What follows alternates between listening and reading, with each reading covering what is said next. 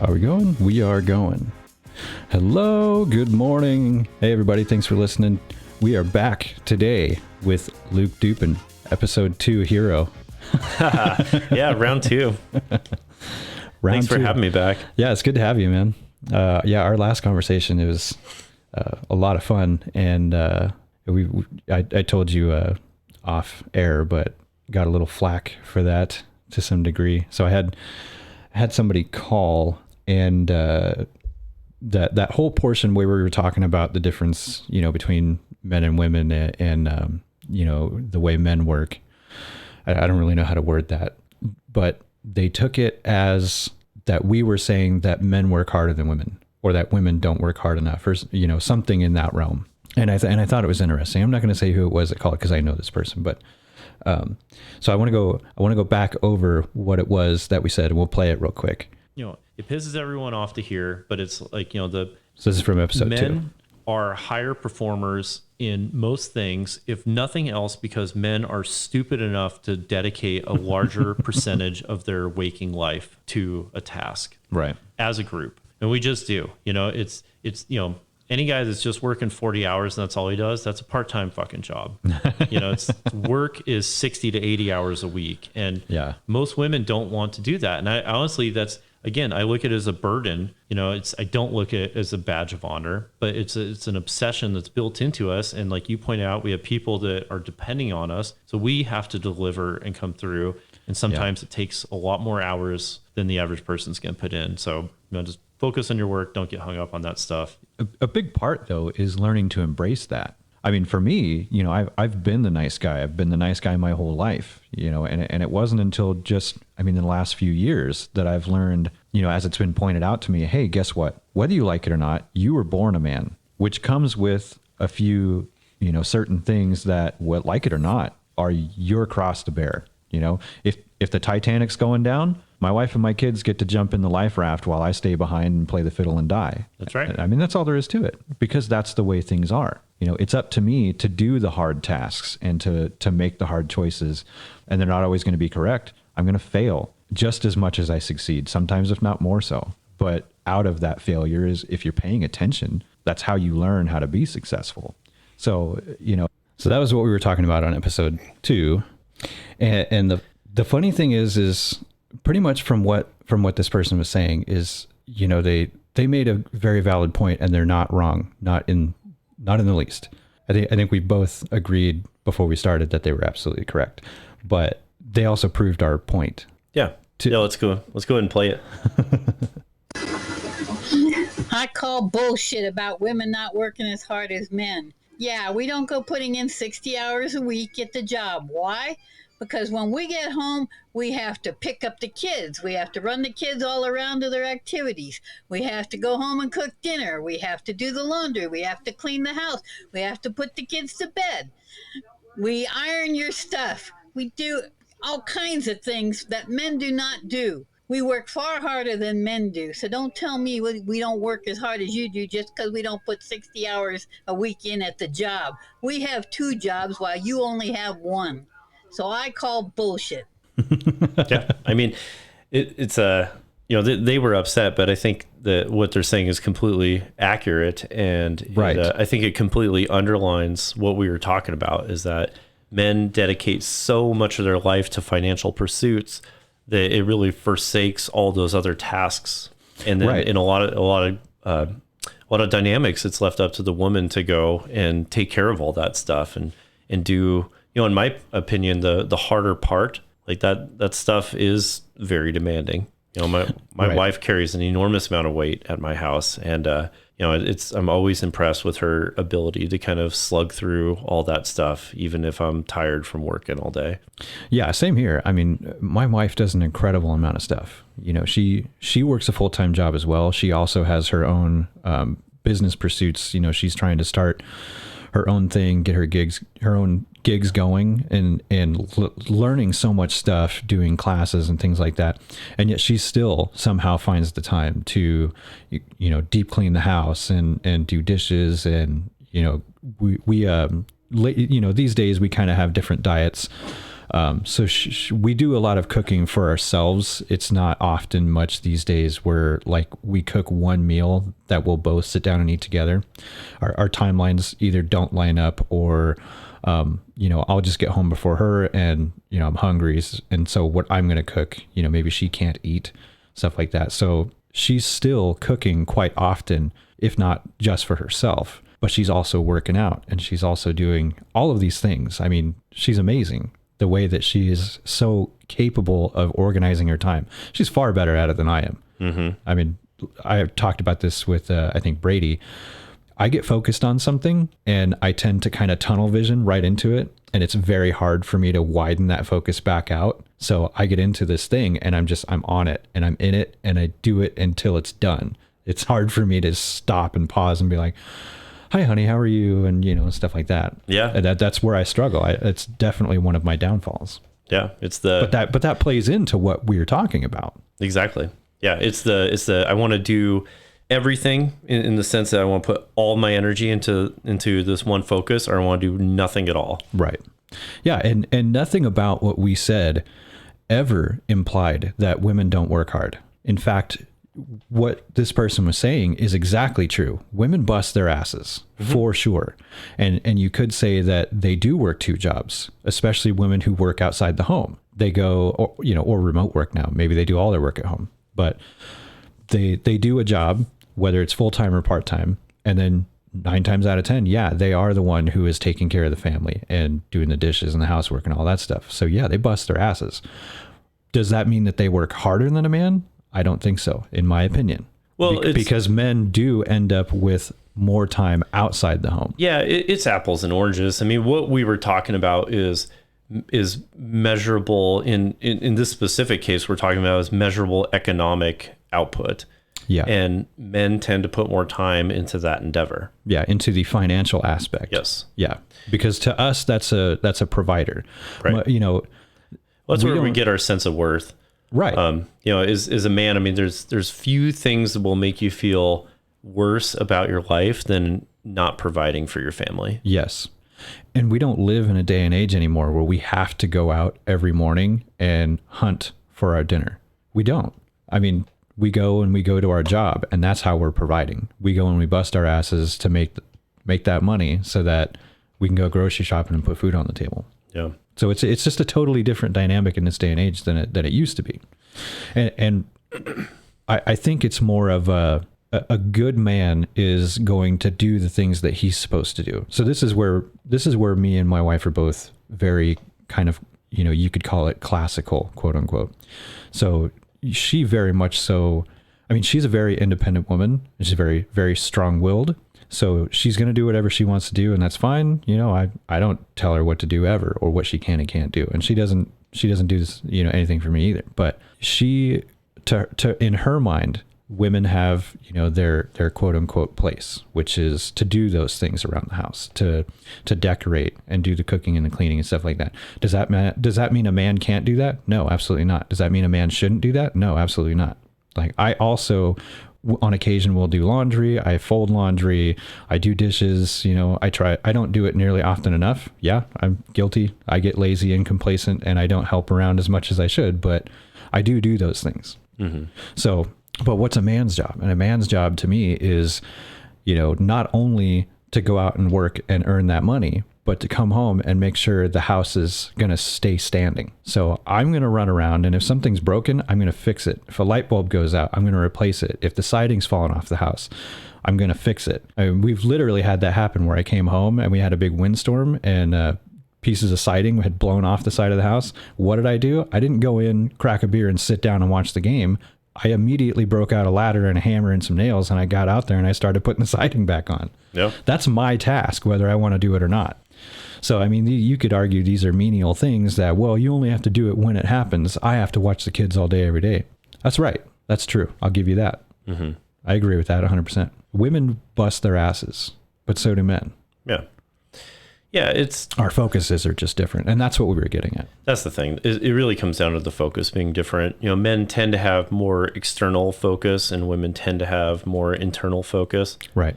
I mean, the whole the whole trouble that society got itself into is instead of saying that these are the typical directions that people lean just because of our genetic makeup, they were saying that, these are the rules that everyone needs to live by. And that's where the problem comes from. My wife is extremely handy, as far as doing like big house upgrades. She's done more than I have. And she's good at it. She's very good at it. But, when it comes to mechanically inclined things, taking care of the cars and stuff like that, that's where I really shine. And that's not necessarily like a masculine, feminine role. That's our personal abilities coming through. Right. Well, and not only abilities, but personal interests. Right. I think that's just things that men are more interested in than women are. But, the hang up is that the male, like all this comes down to testosterone versus estrogen. Testosterone causes your brain, your connecting tissue, your muscles, your bones to grow a certain way, and estrogen causes it to grow another way. Right. And when it comes to the difficulty of the man-woman dynamic is that, society has been trying to fight the patriarch. And what we found is that most of the problems that we deal with is because the patriarch is so weak right now. Now, I understand there's, when you immediately just discount half of the race because of what's between their legs, that's not good either. But what we're finding is that, men don't feel that they have the right to go and take charge and be men and go be those providers and be those defenders and things like that. And that's it's a continued pussification, right? To say the least. And it's on purpose. It's because the first thing that you have to do to take down any organization or society is you have to take apart the strongest members first. And then once the weaker members start to run things, you really just have to kind of sit back and support that momentum, and they will destroy themselves at that point. Yeah. And so that's exactly what we've been seeing happening. And it's, I don't even necessarily know if it's anyone's fault. It's just the stage, it's the hegemonic phase that we find ourselves in because our country is in a decline. And, it's just powers rise and fall. And, ours has already reached its pinnacle and it's on the way down. And the superpowers that want to come up, not even necessarily anything bad against them, but they want to take that seat, and the best way to do it, it's either through war or it's through the leader just falling apart on their own, and that's a much more peaceful way to go, and it's easier, and so that's what they are trying to do. Yeah, well, and it kind of leads to that. There's a how would you say it? Strategical notion that strategery, yeah, to destroy a society would be to take away their ability to reproduce. So when you look at it in that manner, if you're taking away strong men's ability to reproduce, meaning their ability to create strong men, then you are now, it takes longer, right? It takes longer to win that war, but it can be done if you do it right and you have a lot of patience. Mm-hmm. So if you start from the top and you start weakening the strong men, they're not creating more strong men. And I think a big part of that comes from the fact that we haven't had really, when was the last time that America had an actual conflict on, our soil? Ever? Since Civil War. Since Civil War. So since that time, other than like 9/11 and maybe a couple other things, Oklahoma City bombing or something like that, where people actually felt threatened, right? Other than those things, we haven't really had to fight for much other than our people getting sent to war in other countries. So the people that are left behind, they don't really see what's going on. They don't know, and they haven't had to be in it. So over time, a lot of us have become very complacent and comfortable, and we start thinking, oh, well, we don't need all this testosterone. We don't need all these men and blah, blah, blah. That's kind of how it is. Mm-hmm. So that whole notion of trying to weaken the patriarchy and weaken these strong testosterone filled men, that's where that starts, in my opinion. Yeah. And then over time, it just gets worse and worse and worse. So now that we don't have a whole lot of strong men, there's nobody to lead and nobody to do anything. So I think, in my opinion, I think that women are looking to fill a gap that's no longer there. And so they are now becoming the masculine, and they are, and not that they're meaning to, and not that they're actually trying to, but they're trying to fill a gap of something that should be there and is now not. Yeah. Yeah. I don't think anyone is born hard. I mean, that's not a completely true statement, but I think it's mostly true. You know, being quote unquote hard is something that is earned. It's, you know, from repetitive beating down, compacting, difficulty, overcoming challenges. You know, it's the tempered mind is something that's built in almost every single case. Right. And, you know, there's been nothing to temper us for a long time. You know, there's some men that when they reach a certain age, and there's no particular age, it's just everyone's different in their life, but they'll have a awakening moment where they kind of pause and they look around and realize that their daily habits are not serving them and that they're not actually happy, that they're asleep at the wheel. And when, and then, you know, it's like once that happens to you, it doesn't happen to everyone, but if it does happen, you know, there's two basic choices. You know, you either are going to find ways to put things in your life that's going to make you stronger, or you're going to numb yourself. You know, you're going to be the guy that gets drunk every weekend. Right. You're going to, you know, dive into video games. So you can be a hero that way. You know what I mean? And so it's a falsity. It's a falsity. So there's two basic paths to do it. Maybe there's a third that I'm not thinking of, but and so, you know, since we've been living in such abundance and complacency for such a long time, well, there's been a few things that have happened. There's, you know, the exploitive members of our society have used this opportunity the last 30, 40 years to amass a huge amount of wealth. And I think that everyone is starting to wake up and realize, you know, hey, my ability to provide a life for myself is drastically diminished from what it used to be. And, you know, and so now they're all starting to point the finger, and the government, who's, you know, the government has one job, is to maintain a monopoly on violence. Oh yeah, for sure. That's it. Yep. That's their only job. But, you know, when there's, you know, when no one knows exactly, you know, there's been such a disinformation campaign that's been happening, and no one even knows exactly why things are going the way that they're going right now. They don't know who's done it, so they don't have anywhere that they can point blame to. And you've got this group whose only job is, you know, the government is to maintain a monopoly on violence, but, you know, through that they want to amass as much power and command as much control over our lives as they possibly can. You create this perfect situation where you're going to have that group is going to say, hey, I'll fix your problems, you know, turn to me for the answers. And, oh, by the way, we also get, you know, 12 to 16 years of your children's minds every single weekday in public school and college. And we own all of the mass media. And so all the information that comes out gets curated by this group that owns all this stuff. And so with all that, you get into the situation where they are going to put themselves forward as the answer when they are, like, the very group that caused the problems is now going to say, hey, we're also the answer. And it just goes to further exploit the people's wealth.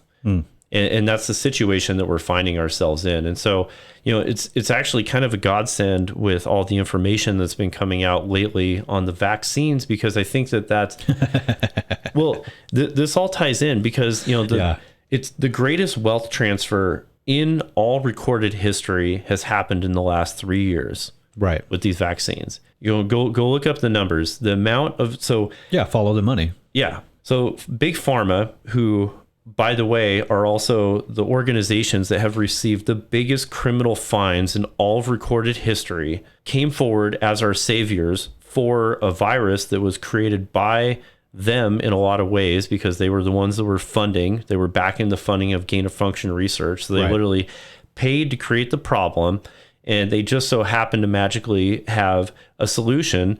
And it turns out that solution is proving to hurt people a lot more than it's helping them. And during all that, they also moved trillions of dollars out of the pockets of the average person in terms of inflation and subsidy that went into their pockets. Yeah. And so, you know, now you have a situation where the average person has been harmed by this group. Their ability to support their families has been drastically diminished. We've put our country into a much weaker place because we've gutted so much of the economic wealth that we were basing our current power standing off of. And so I think I really believe that this time is going to help to wake a lot of people up to what's been going on for a long time. And so hopefully this is a bit of a turning point in history that we find ourselves in.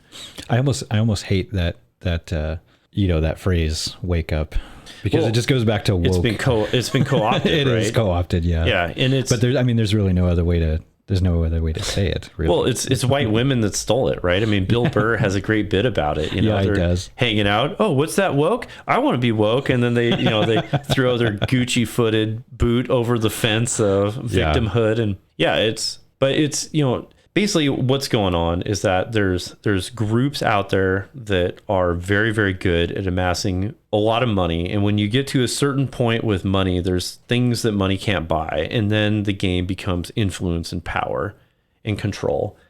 And so that's their game. I very recently, I've been, my eyes have really been opened up to what's coming with artificial intelligence, and not so much with the chat GPT. I've made a new friend. Oh, that's right. Yeah, you sent that to me, and I was playing. I think I played it a little bit. I mean, we can dive into what's coming with that, but what I've been thinking a lot about what it is to deal, like our whole current economic system works off of, you have ownership on a thing and you limit access to it. You basically license access to it for a fee. And that's our basic economic model that we've been running off of. Well, I mean, Microsoft and Bill Gates basically, coined that whole thing. Exactly. Yeah. Yeah. Software as a service, right? They were the pioneers of it. Uh-huh.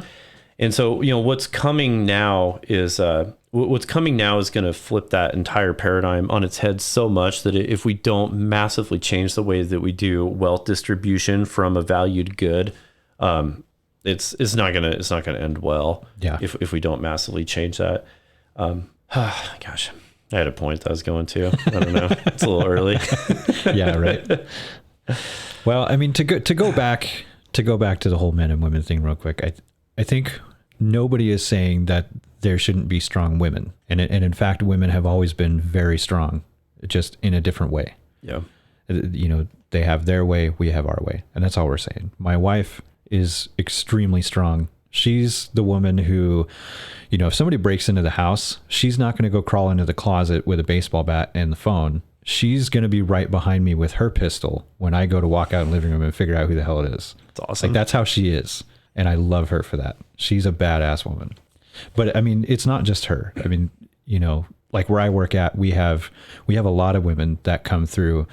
And we do occasionally have a guy that, is just kind of a sexist asshole and, like, oh, a girl working on the floor. Like, but these women, they come in and they fucking kill it. I mean, they're physically, they're at a disadvantage, right? They can't lift as much as a guy can, but they're extremely smart and they figure out how to use the tools that we have, cranes, forklifts, or even just to go ask one of the guys that they're working with, like, hey, help me lift this up real quick.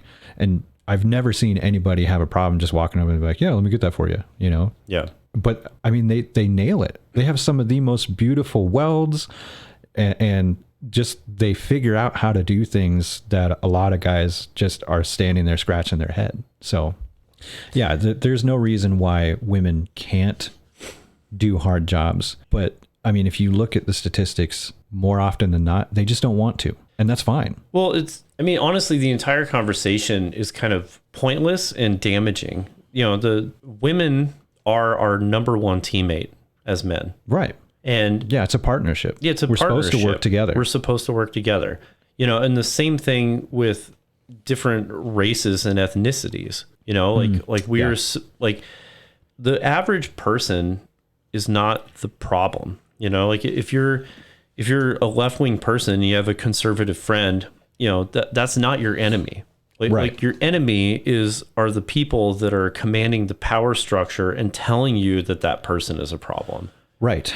Well, and it is a symbiotic relationship. It's a yin and yang, men and women, liberals and conservatives, all that. Like, we do actually need each other, That's whether right. you want to believe so or not, because there are a lot of things that that my liberal friends are going to look at in a way that maybe I just don't see it. But if you take the time, instead of getting upset and emotional and pissed off about what this person is saying, if you take a minute to just really stop and think about it and kind of try to look through it at their point of view, then you might see something and be like, yeah, okay, that makes sense. How can we work together and make your piece of this work with my piece of this so that it makes sense altogether and we're not just going one way or the other? Yeah. And in this country anymore these days, it's, the conservatives are, oh, we're absolutely right. Everything has to be done this way and you're wrong. You're weak, pathetic pieces of shit. And the liberals are like, oh, it has to be done this way and everybody should be free and open borders. And, you guys are just mean, blah, blah, blah. And right. There has to be both. There has to be both. In order for it to work, there does have to be both. And you have to work together. Yep. But everybody's so me, I'm right, you're wrong.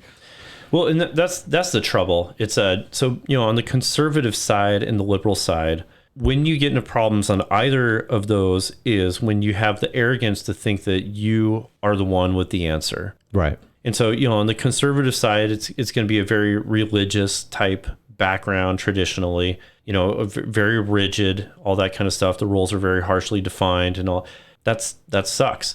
And then when you go very far on the left, it's that the state is going to take care of things and, open borders.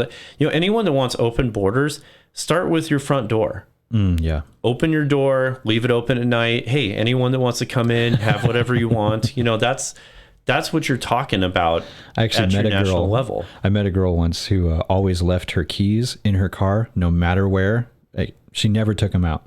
And the reason for that was she honestly believed that if someone had to steal her car, they needed it more than she did, which I thought was stupid, but also interesting at the same time. And maybe it's not something that's important to her, and that's fine. I mean, she's definitely living what she thinks. It's just that, she is lucky. What's funny about that is that she's living, I would guess, in an area that has a very conservative background for that. And she's getting away with a very foolishly liberal mindset.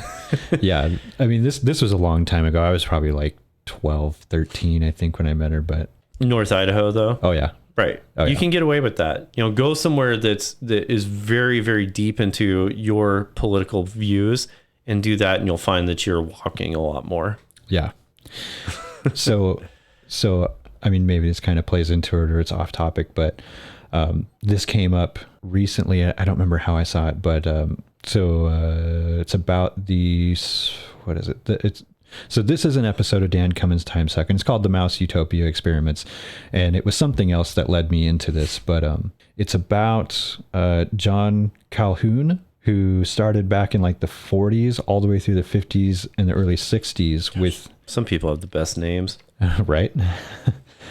So he was an animal behavior researcher who ran a number of experiments on rodents regarding how their behavior would be affected by increased urbanization if all their basic needs were made.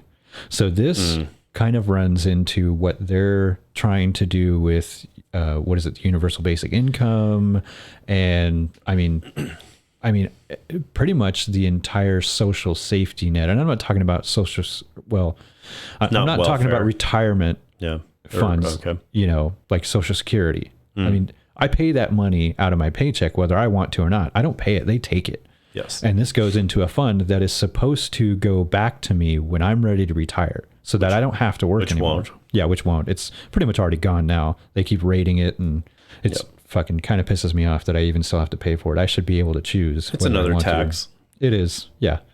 But so this kind of plays into all of that. And what he found after doing several of these tests, and it was called Universe 25, I believe. So over the course of 20, 30 years, he did 25 of these experiments, and they turned out exactly the same every time. And so what he did was he took, I believe it was an even amount of female and male mice, and he put them in this, he built this like big giant, kind of like a mouse city, and gave them everything they could possibly ever need: food, water, toys to play on, all this stuff. These mice never had to do anything. He never made them like run through mazes to find cheese or nothing. He just gave them everything. And he wanted to see what would happen if all their basic needs were met. Now the argument can be made, oh, they're mice, blah, blah, blah. In fact, I texted JJ this, and he had did you see that? No, so I didn't. He made a good joke about how, yeah, it's interesting, but I'm still not convinced that people are as smart as mice. But what happened every time with this experiment was eventually, so the mice would start mating like crazy immediately, and they're just mating, and eventually everything got overcrowded, and you could say that it became urban, very urban, right? So just like a city, like, Seattle, New York, any of these large cities.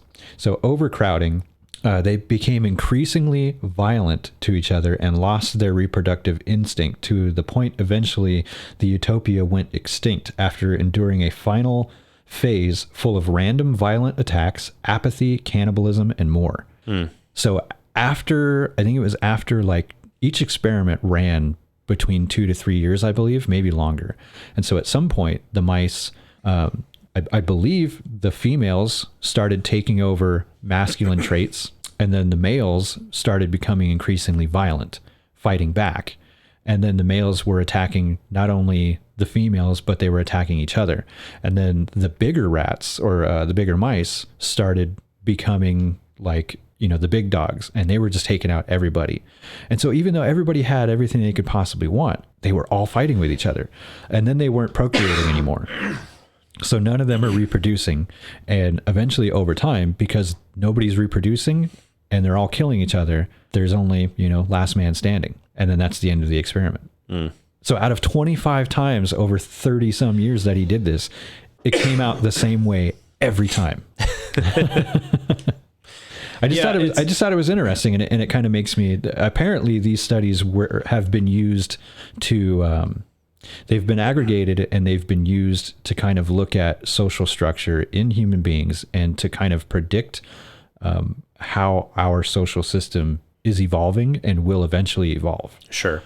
Yeah. I don't have anything to say about that other than that's probably true, his findings. Our society has been able to satisfy that hunter-gatherer desire inside of us with work, toys, achievement, comparing yourself to your neighbor. Yeah. Right. Keeping up with the Joneses. Keeping up with the Joneses. Exactly right. It gives you a purpose in life. Yeah. I hate to be a doomsday well, let me put it this way. So, but you're going to do it anyway. I am. And it's because it's where my mind is at. So this artificial intelligence thing. So there's AI. Yeah. So there's like 3 basic parts of the human mind. There's your conscious observer, which in my opinion, that's the you. Like when you think of the you part, that's it. There's your limbic system. So that's your feelings, your emotions, that type of stuff. Those are things that happen to you, right? There'll be a situation, it'll make you sad, it'll make you angry. That's not really you. That's your body is trying to give you feedback based on information it pulled in. That's also the part of the brain that actually makes decisions. It's not the rational part. And then there's your neocortex. That's the voice in your head. That's the part that does math, that runs the numbers, all this type of stuff. Well, mine must be broken. Yeah, I've been trying to kill mine for years. And what AI is it's the computerization, calculation, replication of the limbic brain. So the part that thinks in language, the part that talks to you, the part that you use when you're talking to yourself, all that. Talking about like your inner monologue. Yeah. That thing where I'm thinking of something, I can hear my own voice in my head. That's right. Yeah. That's your neocortex in there. And so that part is what has been replicated on a computer system. And I didn't realize, like, I understood the mathematics from the beginning. I've studied it in college, all this type of stuff. It's like I knew how these things work. What I wasn't ready for is the understanding of how powerful that part of the brain is. I thought that the conscious writer had a bigger role in our output, the parts that we work for, that we show up, we do things. And it's not. It's all that neocortex part. And so the implications. And so that realization was put on me about a week ago, talking with this guy and showing me this new cutting edge stuff going on, things that are not being talked about yet in the news, things that people don't know about yet. And it's not like I'm hiding anything, we can go into it, but it goes so deep down the rabbit hole, it'd be difficult to explain what's going on without a lot of background. But just suffice to say that the part of you that shows up at work and does useful things, that's almost entirely the neocortex. And that part has almost entirely been replicated and mimicked inside a computer now.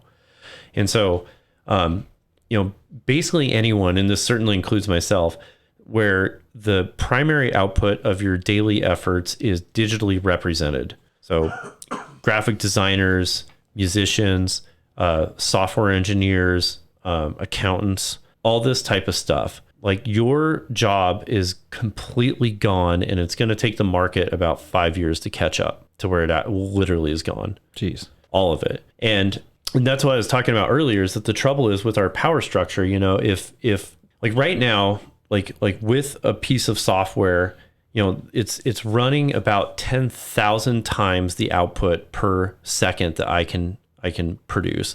And maybe that's a little high. It's probably closer to like 500 times. I did the calculations of where we're actually at today, and keep in mind this stuff is the current rate of doubling is 3 months. So every 12 weeks, it is twice as good as it was. You're talking about AI technology? AI technology. Yeah. 12 weeks, doubling every Jesus. 12 weeks.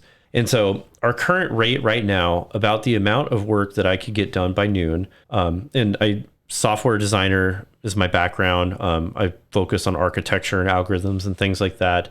My typical output is about 4 times what an average junior level software engineer is. There's people that are much better than me as well, but I'm very much in the top like 5% in my industry as far as my capacity and my output. My ability of a whole entire year's worth of work can be done in about a 4-hour period right now by AI. So about when I wake up and I get to work early and I hit it hard and I go and have lunch, a computer can do about an entire year's worth of my output in that time. And so if we have a situation where, 12, 20, 50, 100 people who can go and use this technology now and leverage tens of thousands or hundreds of thousands of man hours, the wealth proposition with that is that those people are going to own everything and everyone's going to have nothing.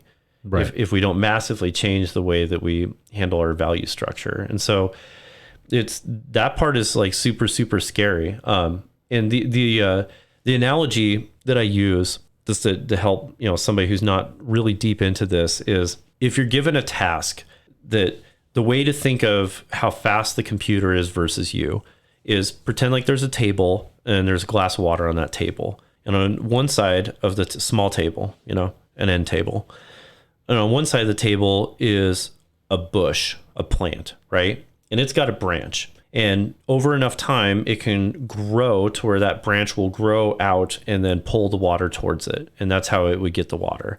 And on the opposite side is a human. And somebody's going to say, okay, whoever can get the glass of water to their side first can have it. Okay, go. And the plant will start growing.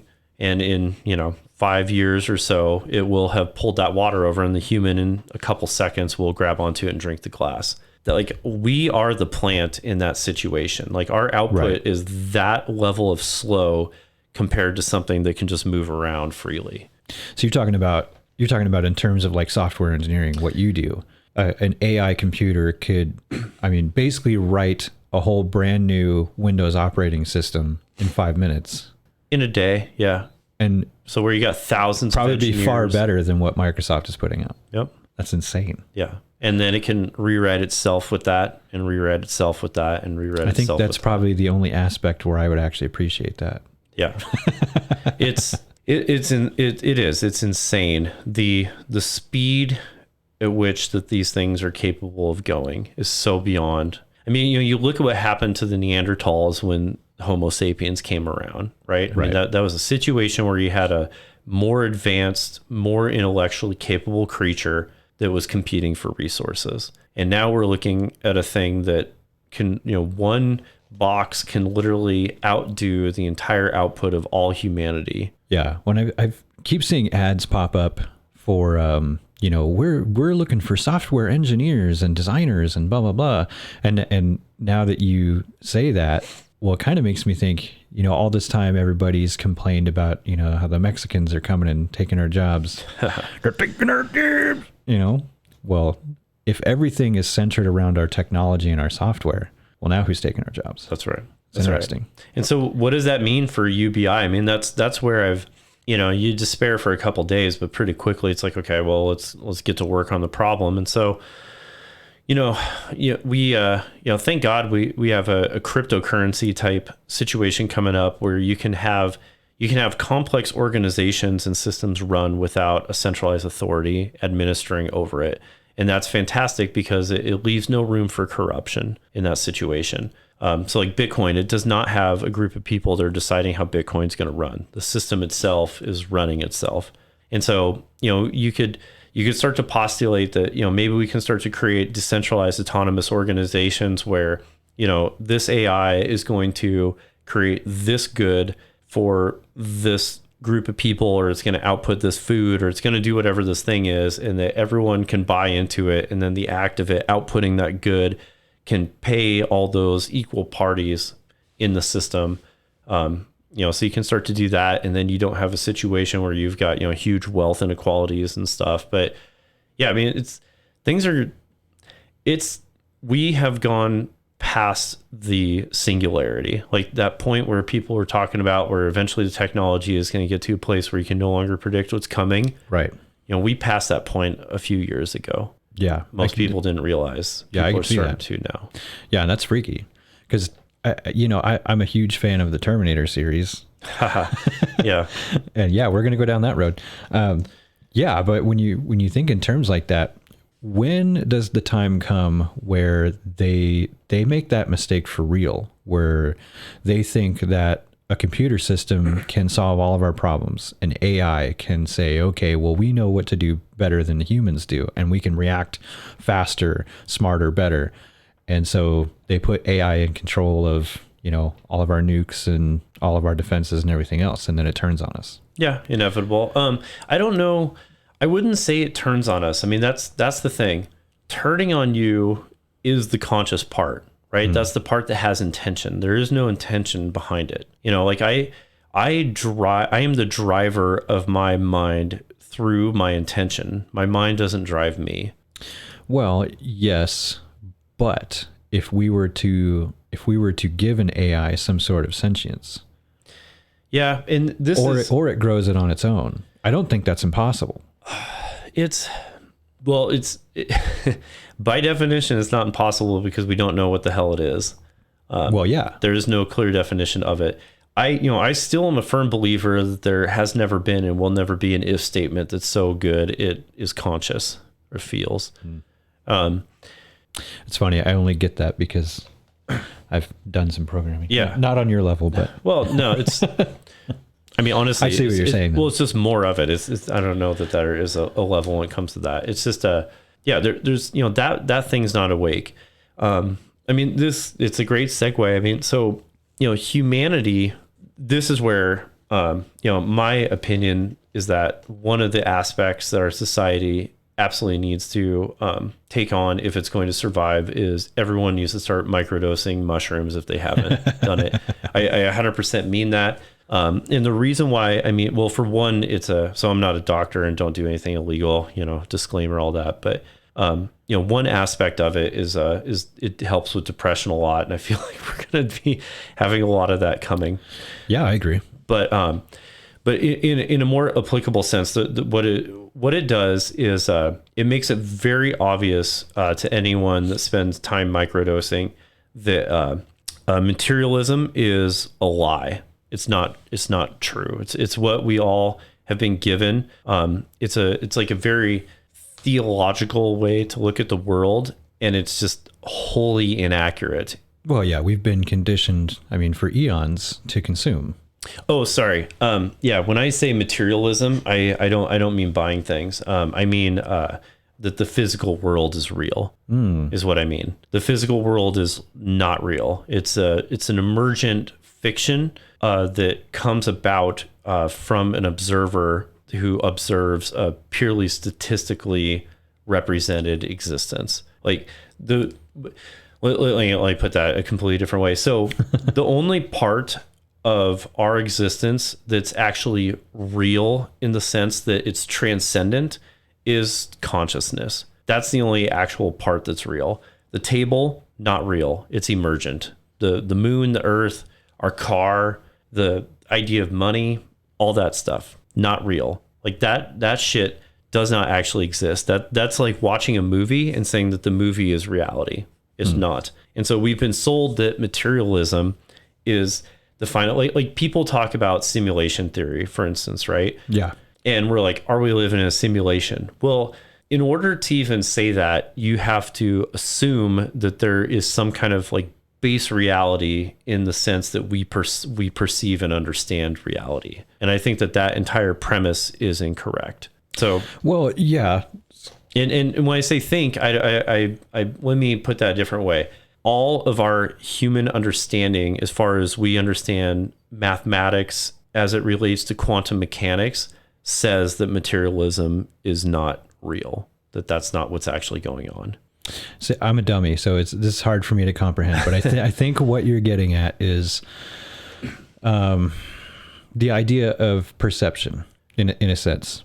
So the way that we perceive things really is all that matters, because you may perceive something totally different than I do. And that goes into a lot of different things. That goes into your biological makeup. That goes into, the color of this tablecloth, what I see is black. You may see blue. Sure. So, we could sit here and have an argument about it all day. And then in some term, that could mean that maybe color is not real because we perceive it different ways. Yeah. I mean, I'm actually, am I getting anywhere close? No, that's wonderful. That's like, this is going to sound so snotty and I really don't want it to be. That's like level one of the realization of the situation we find ourselves in is that you're like that's the acknowledgement that the inputs which I'm getting are not the entire story. And I'm humble enough to realize that there's more to the story than what my inputs are giving me. Okay.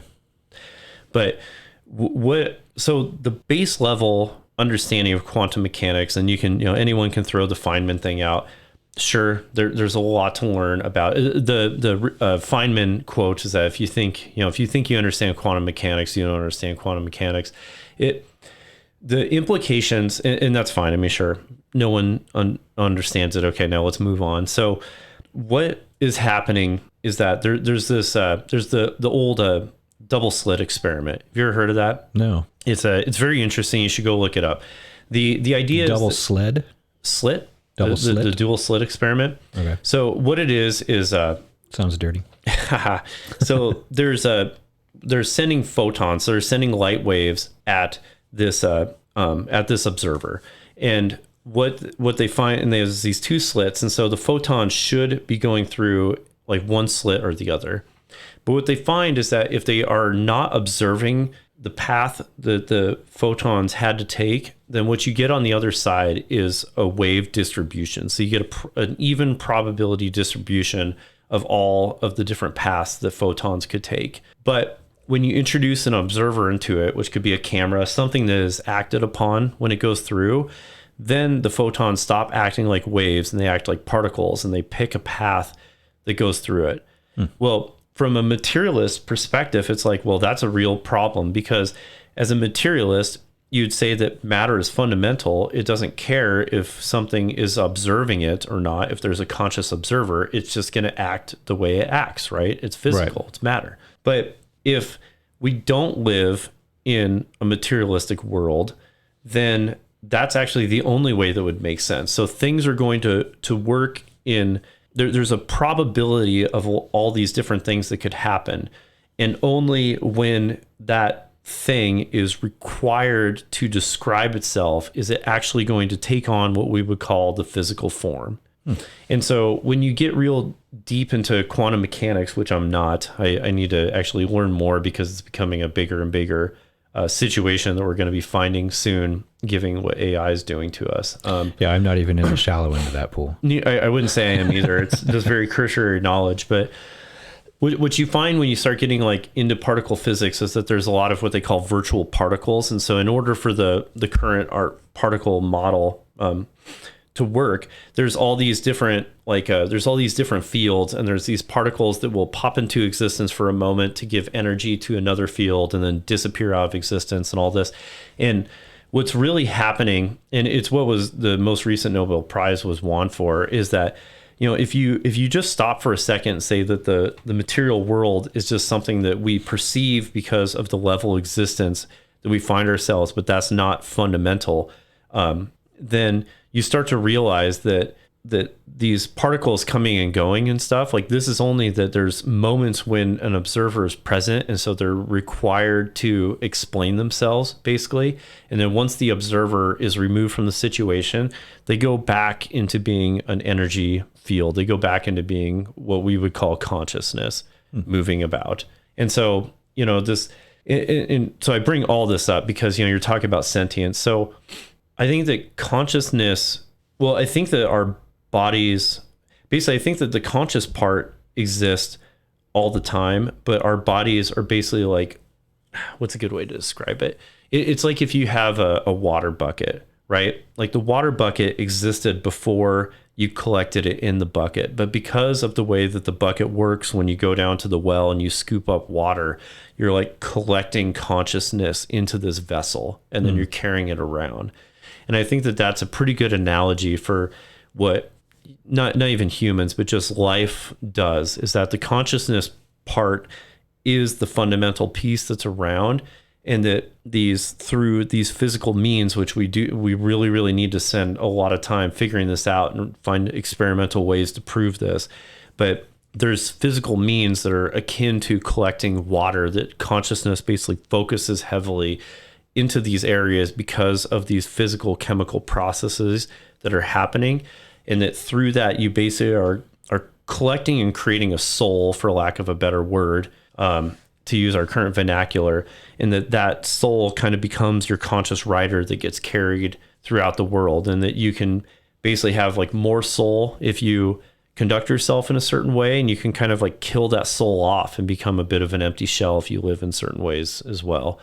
And that I think it's absolutely essential that we figure out how to do that, because if we don't figure out what that process is, so that we can have this AI just become like the next version of our neocortex, then I think that we're just hopelessly doomed by our animal nature. Yeah. It's interesting. I think that that's it. Another way to describe it is I call it the doomsday ventriloquist. And so what it is that AI effectively is like a ventriloquist doll. So the doll itself is not alive, right? There's like people behind the scenes that are kind of like making it talk for it. Yeah, hand up the ass. Hand up the ass, right.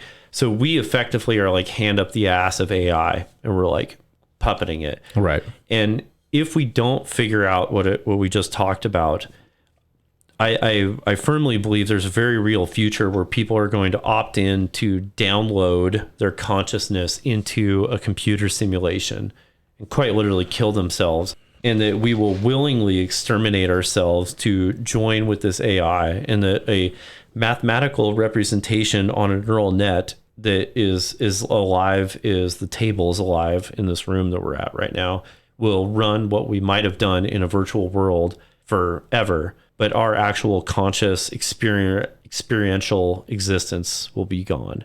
I think that's another very real possibility for mankind if we don't figure this out soon. Yeah, well, and I mean, obviously there's a market for that. I mean, look what's going on right now with, Meta and Quest and all the VR stuff. People are getting so into the virtual world. Yeah. I don't understand it. We had one of the cheap ones, you put your phone in it and all that stuff, and they're cool, they're fun, but I like the real world, the real quote unquote world. Well, think about this. So 1980, you got Gordon Gekko cruising around on the beach with his like brick on his head, right? Such a great movie. It is a great movie. Wall Street. But that's what the current VR tech is. Yeah. Right? It's fledgling. Yeah, it's fledgling. Back in the 80s, you didn't see people, having dinner together, not talking because they were on their brick cell phones. Yeah, trying to text on a Dynatac. So, the tech will become as seductive as our cell phones are. Yeah. Yeah. More so. Oh, yeah. Every year it gets better and better, and every year we become more and more consumed by it because it's cool but it's taking our focus and our attention away from everything. Yeah. Because we're humans and we're stupid and we're so drawn to shiny things that do cool stuff. It's hard to pull ourselves away from it. Yeah. Like the only thing I'm saying is, and I do on a very base level understand what you're saying. We are the puppets of AI. So, I mean, any computer system, you know, all of these computers on my desk right here, my phone, you know, any of this stuff, we program it. We essentially control it. And a computer is as fast as they are. They're just calculators that are really fast at crunching numbers. That's all that they do. Yeah. So without just addition, by the way, something that's interesting that people haven't done computer architecture. It's addition and copying. That's the only two operations they do. Yeah. But without some form of input, they have no output. Not really. If I don't move this mouse or type on this keyboard, these screens will sit and do the same thing forever. Right. So looking in terms of AI, now you're talking about a computer that maybe not can necessarily think for itself, but can in some way learn. So I was watching a thing about, I don't remember if it was Boston Dynamics or one of the other ones, and it was really cool. They have this robot that's 4-legged, and on each leg, instead of a foot, it has wheels. And so this thing can roll around and drive like 15 miles an hour on wheels on all fours, or it can stand up on its hind legs and it can walk up and down stairs. It can roll into a building and push a button to call an elevator, go inside, and it's standing up so that it doesn't take up so much room. Yeah, eventually they want to be able to have them carry packages and stuff like that, which guaranteed, of course, at some point somebody's going to mount a machine gun onto the back of it and it's not going to be running around in a field, you know, military stuff. But of course, yeah, why wouldn't you? Somebody's going to take advantage of that.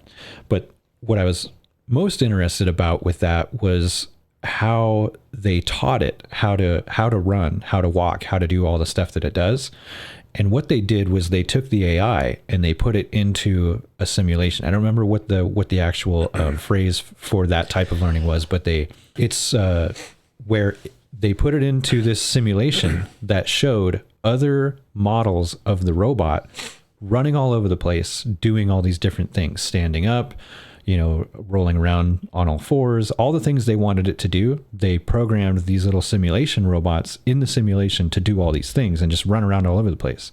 And then the AI that they were going to put in the actual robot, they had it basically in this simulation watching all of these other fake robots running around doing these things. And so that's how they taught it, was for it to watch the others.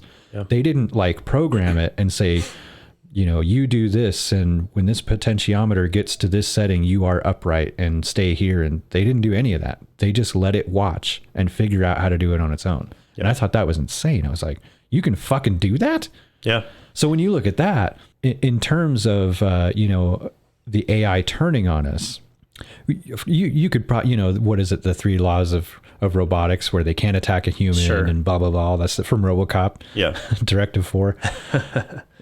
You could put all that stuff in there. I'm sure we could have controls to do all that. But what about the one that doesn't get that? Mm-hmm. What about the one crazy dude that, you know, builds this AI that doesn't put any of that in there because he decides that it would be better for it to just learn and do everything on its own because he wants to create some sort of a consciousness, something that can do things on its own and learn on its own and not have any control, not be controlled by somebody. In my point of view, that's essentially what we are. Mm-hmm. Because starting from when we're born, we don't know shit. We're just little bundles of nerves running around doing nothing. And over time, through input from our parents and from the outside world and everything else, we develop a consciousness. We develop that thought, and we are taught, or we learn in some way, that this table is real, that I can grab it, I can touch it, it's actually here, even though maybe it's not. What's to stop somebody from creating an AI that does the same thing? Yeah, 100% that'll happen. And that's what freaks me out. Closed loop activity with a measurable fitness function. And the fitness function is the measure of how well it's accomplishing some goal. Yeah. Yeah. And I think in human beings, you know, it's we have that same programming. I mean, if our brains are built right, maybe, to where we can understand laws and limits and morals and all of that stuff, right? So those things that we're taught, granted, if there isn't some sort of fucked up part of the brain that just doesn't understand it. I mean, that happens too. It's proven there's, quote unquote criminals out there who, some part of the, what is it, the limbic system or something that controls stuff like that. They just don't have it. So they are, for lack of a better word, sociopaths or psychopaths. Right. They have no ability to control themselves. They're completely run on impulse. Whatever they feel like doing at the time, that's what they do. I'm not talking about those people. I'm talking about, we are taught how to treat each other, but we also have free will. If I decide that I just don't like you, and I decide I don't give a shit about the law, and I just want to punch you in the face right now, I can do that, right? The only thing that stops a computer or a robot from doing that is what we put into it. If we put in physically, a line of code that says you cannot do this or else, and a computer, because of we have control over it, basically has to obey that. Well, again, if an AI it gets so good at being able to learn, is there a way that it could circumvent that and say, you know what, fuck you? Well, I think it's even worse than that, is that, in order for a computer to have that type of understanding, there's a lot that has to go into that. What does it mean to hurt a human? What is a human? What is hurt? Right. What all these things, right? Well, the whole goal with artificial intelligence system is, that there is no human intervention into the learning process, purely data driven. As soon as you start to put human intuition into it, you usually get worse results. And so you got to go just 100% based off of the actual raw data. And so, so the way that we're going about the problem now, it's actually very difficult to even implement that stuff if you wanted to in there. But let's look at that. It's just another way. So the powers that be realize that they can control people by talking about climate crisis and all this kind of stuff, or overpopulation, right? Or just calling everybody racist. Or call everyone racist. But it's specifically, I want to pick these two: climate crisis and overpopulation, right? Yeah. We're all screwed. It's bullshit. It's all there is changes. We need to be good stewards. All that type of stuff. Right. But what they are talking about is bullshit entirely. If they actually cared, it would, we'd be building nuclear plants left and right, and we would be completely carbon neutral inside of 5 years. Yeah. Done. But they don't care. That's not why they actually care. So, but there's a lot of really, really, really, really smart people that think that that's all true, right? This is like a major existential problem. Well, let's create an artificial intelligence that tries to deal with the climate crisis. You know what I mean? And it's like, you can start to see, well, what's going to happen? Okay, well, part of it, it's like you can't, no more mobility, no more meat. Now everyone's sick and weak. Oh, we're going to have to kill a lot of these people. How are we going to choose which ones die? Well, I mean, you can start to see to where maybe all of humanity is trying to hit the brakes on something like this, but it is just, it is absolutely focused on its fitness function, that whether the model's true or not, the ecosystem is going to collapse by 2030, and it is going to take the measures to protect the ecosystem. You know what I mean? That's not even an evil thing. Like, a lot of people would say that as a whole, that's good, but you look at how that would be implemented, that is the most dystopian science fiction end of the world as we know it future. Yeah. Well, it's interesting that you talk about, so many smart people have different viewpoints on it, because it doesn't matter how smart we are. Human beings are, our emotions are essentially a component in everything that we do and everything that we feel and think. And so putting that into everything that we're looking at with all of this stuff, if you've got two guys who have, Harvard degrees that are looking at all this data, and one says, oh yeah, it's absolute bullshit, and the other one says we're all going to die, well, then what is driving the two different viewpoints? In my opinion, looking at it, there's only two different things, and that's how each one feels about what's going on. Which, I mean, when you're looking at raw data as a scientist, your feelings about it should be a non-factor. You have to look at what is and what is not, the if, and, or, no, all of that. So I could see where AI comes into play a lot better there, because AI is not going to give a shit about anything but what is and what isn't. Yeah. You're going to get a much more detailed and accurate data model using that. Yeah. And make no mistake, it's going to be put in for everything. Yeah. You know, I've already been having talks with people about, and I actually support this in a lot of ways. I've been having talks with people about doing artificial intelligence representatives in the government. So, you know, Like AI congressman? yeah, but just, yes. But what does that mean? Well, you have an AI which can consume these multi-thousand page bills in minutes. Yeah. They can categorize where all the funding is. They can, you know, show, you know, this is a, you know, a very libertarian portion of it. This is a very conservative part. You know, it's like you can get all the different pieces of representation mapped out very quickly. And then you have all your constituents would say, you know, hey, you know, as far as representation goes, I'm, you know, big time libertarian here, small budget, this, that, you know, it's like you could go through and create your map of what you are. And then when it comes to voting and putting these things through and line items, you know, that they look at their constituents and it would make the choice to best reflect that, you know, what's going to be the best overlap for the people I represent. That's the way that I'm going to vote on this. I mean, that's a much better situation that we have now than, you know, so-and-so went golfing with Boeing and then they get a $500 million deal, a $50 billion deal that just went through with the omnibus bill. But well, yeah, that goes into lobbying, which I think I've spoken about that before in here, but it's, you know, so that's a first step, right? It's a lot of good. Right. That's a lot of good. But what happens when all of it's been outsourced to that now? Well, and as long as the AI is being used as a tool and not a control. Yeah. But that's the problem, is that the tool, like the hammer, doesn't get to choose how it's used. It can crack open heads as well as it can build houses. Yeah. And AI will do both. Well, I mean, yeah, but if you get to a point where human beings are, in my opinion, human beings are getting dumber and dumber by the day. They really are. It's information overload, which has caused an enormous amount of tribalism, and there's this underlying sense of fear because we're in the middle of a power shift where China is trying to take over as the world power, and any kind of, you know, instability like that just makes them scared, and the scared mind makes stupid decisions. Like look at you know, the vaccine stuff.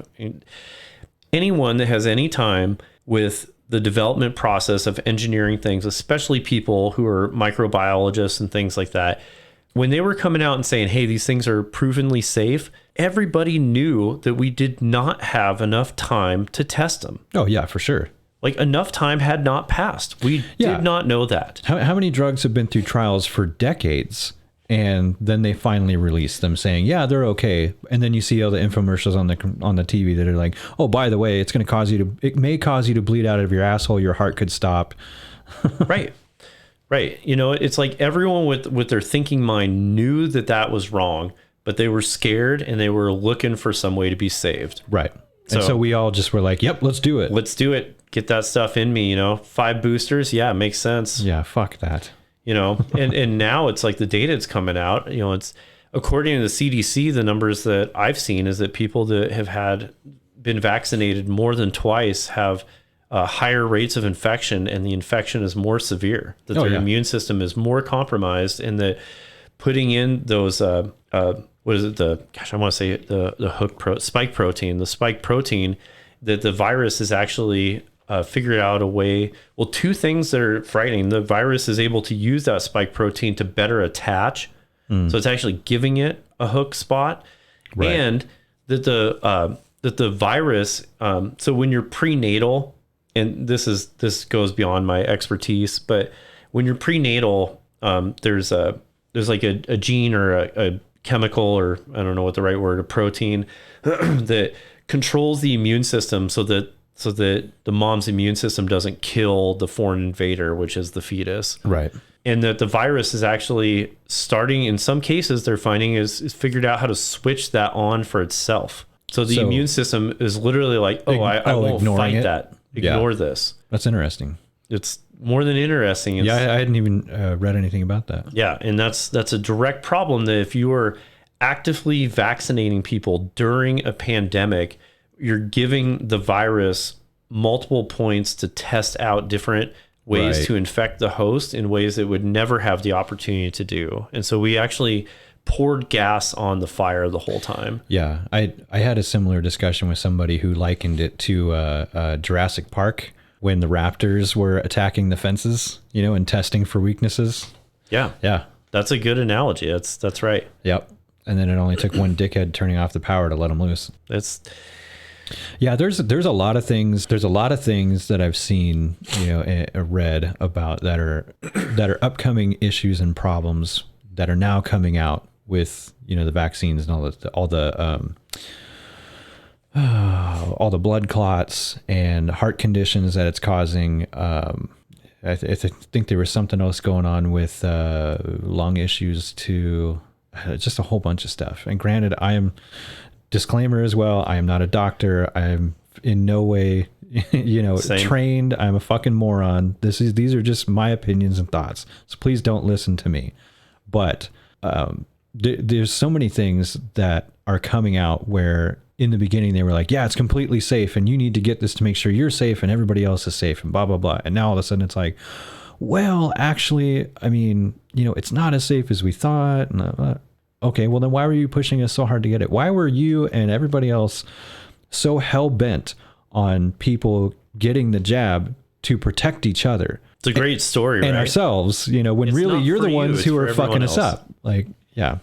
Yeah, and that's how they pushed it too. That was one of the biggest things that bothered me was they turned it into this we all have to protect each other horseshit. It wasn't about you need to stay safe. It was if you don't do this, you're killing people and you're a piece of shit, which is what drove so many people to get it because they were like, well, I don't want to be a dick and I don't want to kill grandma. And it's like, dude, in my opinion, if it was safety is not a part of the Constitution. It was never in there. There's nothing in there that says, we have the right to, life, liberty, and freedom, right? Mm-hmm. Well, there's nothing in there that says we have the right to be safe. But you do have the right to liberty and freedom, which means you have the right to make yourself safe in whatever way that you deem fit, which means the Second Amendment, right? So carrying a firearm. We have the right to do that. And we can argue that till the cows come home. But yeah, that's basically what it says. You have the ability to go to a doctor and get medical help. All of these other things that play into it. Safety is up to you to make yourself safe. It's not for the government or anyone else to dictate. So if you feel like it's in your best interest for your health to go get a vaccine, go ahead. I'm not going to judge anybody who decided to go and get it. I know a lot of people who are like, they gave me shit because I was like, no, I'm not doing that shit. And then they were like, well, I'm going to go get it. And I'm like, cool. That's cool, man. If that's what you feel is right for you, then I think you should go do it. Especially if you have comorbidities, if you are overweight, if you smoke, if you have any kind of lung or heart issues, stuff like that. Yeah, go do it. Sure. If that's what you feel is good for you, go do it. Just leave me the fuck alone and stop trying to push it on me and tell me that I'm killing you by not getting it myself. If you have it, what the fuck does it matter if I do? Yeah. And again, I'm a fucking moron, so I don't know all the ins and outs of how these things work, but it's just my opinion. Let me do me. I feel that at the success rate they were giving at the time, which was like 96 something percent, but there was a 99 something percent survival rate for getting the virus. I'm like, well, I am a little bit overweight, but in general, I have a pretty damn good immune system. I never get sick. So in my opinion, I felt that it was far better for me to take the chance of 99 point something percent than to go get this jab, which was only 96 something percent effective. Mm-hmm. Like, and the way I looked at it was, if it's my time to go, it's my time to go. I'm not afraid of it. I'm not gonna put on gloves and a mask and a respirator and sit in my house, completely covered up in a goddamn bubble, just watching the news all goddamn day, freaking the fuck out. I'm going to go live my life. I'm going to go hiking. I'm going to go outdoors. I'm going to have fun. I'm going to do whatever I want to do. And I get the, 6 foot, stay away from people.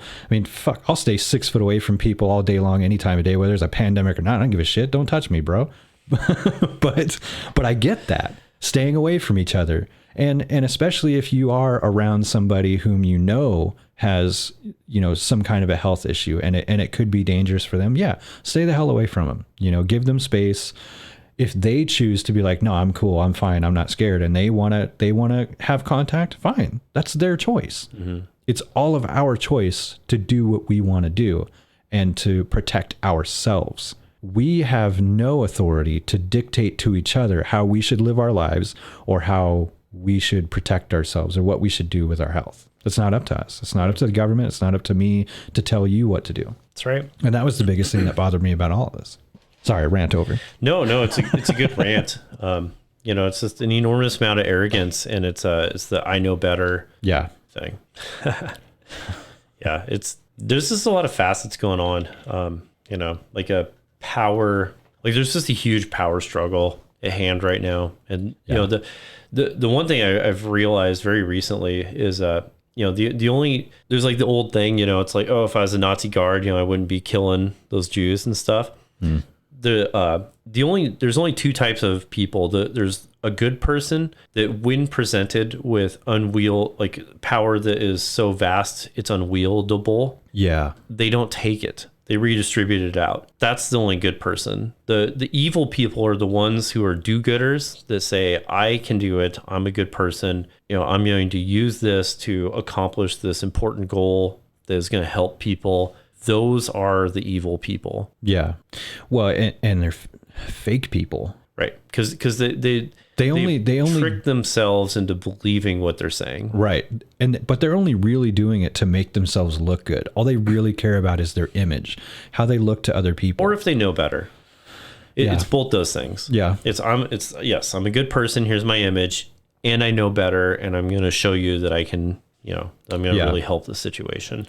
Yeah. That's the most evil person out there. Yeah, it's all horseshit. Anybody, you're right. Anybody who is faced with an unwieldable power that says this is not just for one person. Yep. And says, no, we're gonna split this up. Yep. And that's the stuff, that's why the best candidate for president is the person who doesn't fucking want it. Totally. Yeah. Right.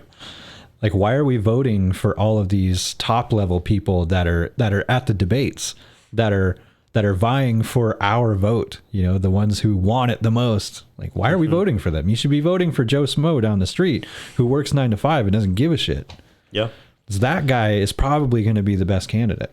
Totally. Yeah. Cause he's right. That is right. He's going to try and give away as much as he can. Yeah. Cause he doesn't want it. So he's going to figure out how to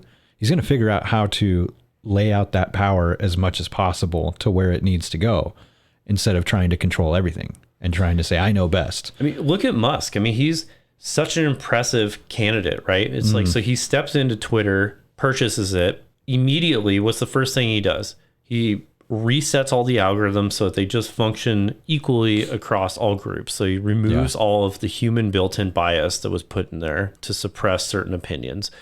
And then the next thing he does, he invites, Matt Taibbi, one of the best investigative reporters in the world, him and Glenn Greenwald, just wonderful, honest to God, real reporters, exposes all the corruption, gets all the files out there, does all that stuff.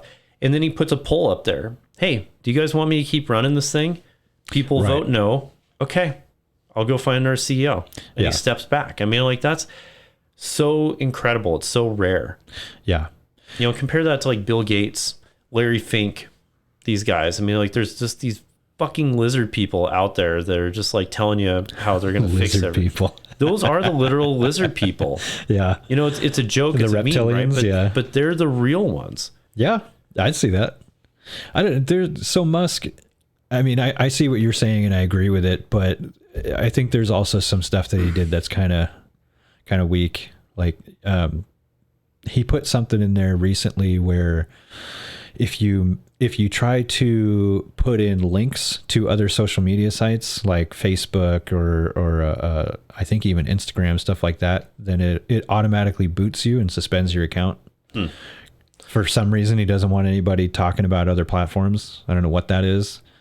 So a lot more people now are either leaving or just like, yeah, I'm not going to talk on here. You can, and they do it on purpose. You can reach me at, this other place. Like, they'll say that in a tweet and then bam, their account is locked. Well, keep in mind, so I need to go research that because I didn't know, but there's there's the death rattle, and it's what we can get in the Jordan Peterson thing if you want, but there's like the death rattle of the woke movement in the country, right? Like they've been exposed, they've lost, it's retarded, everyone knows it.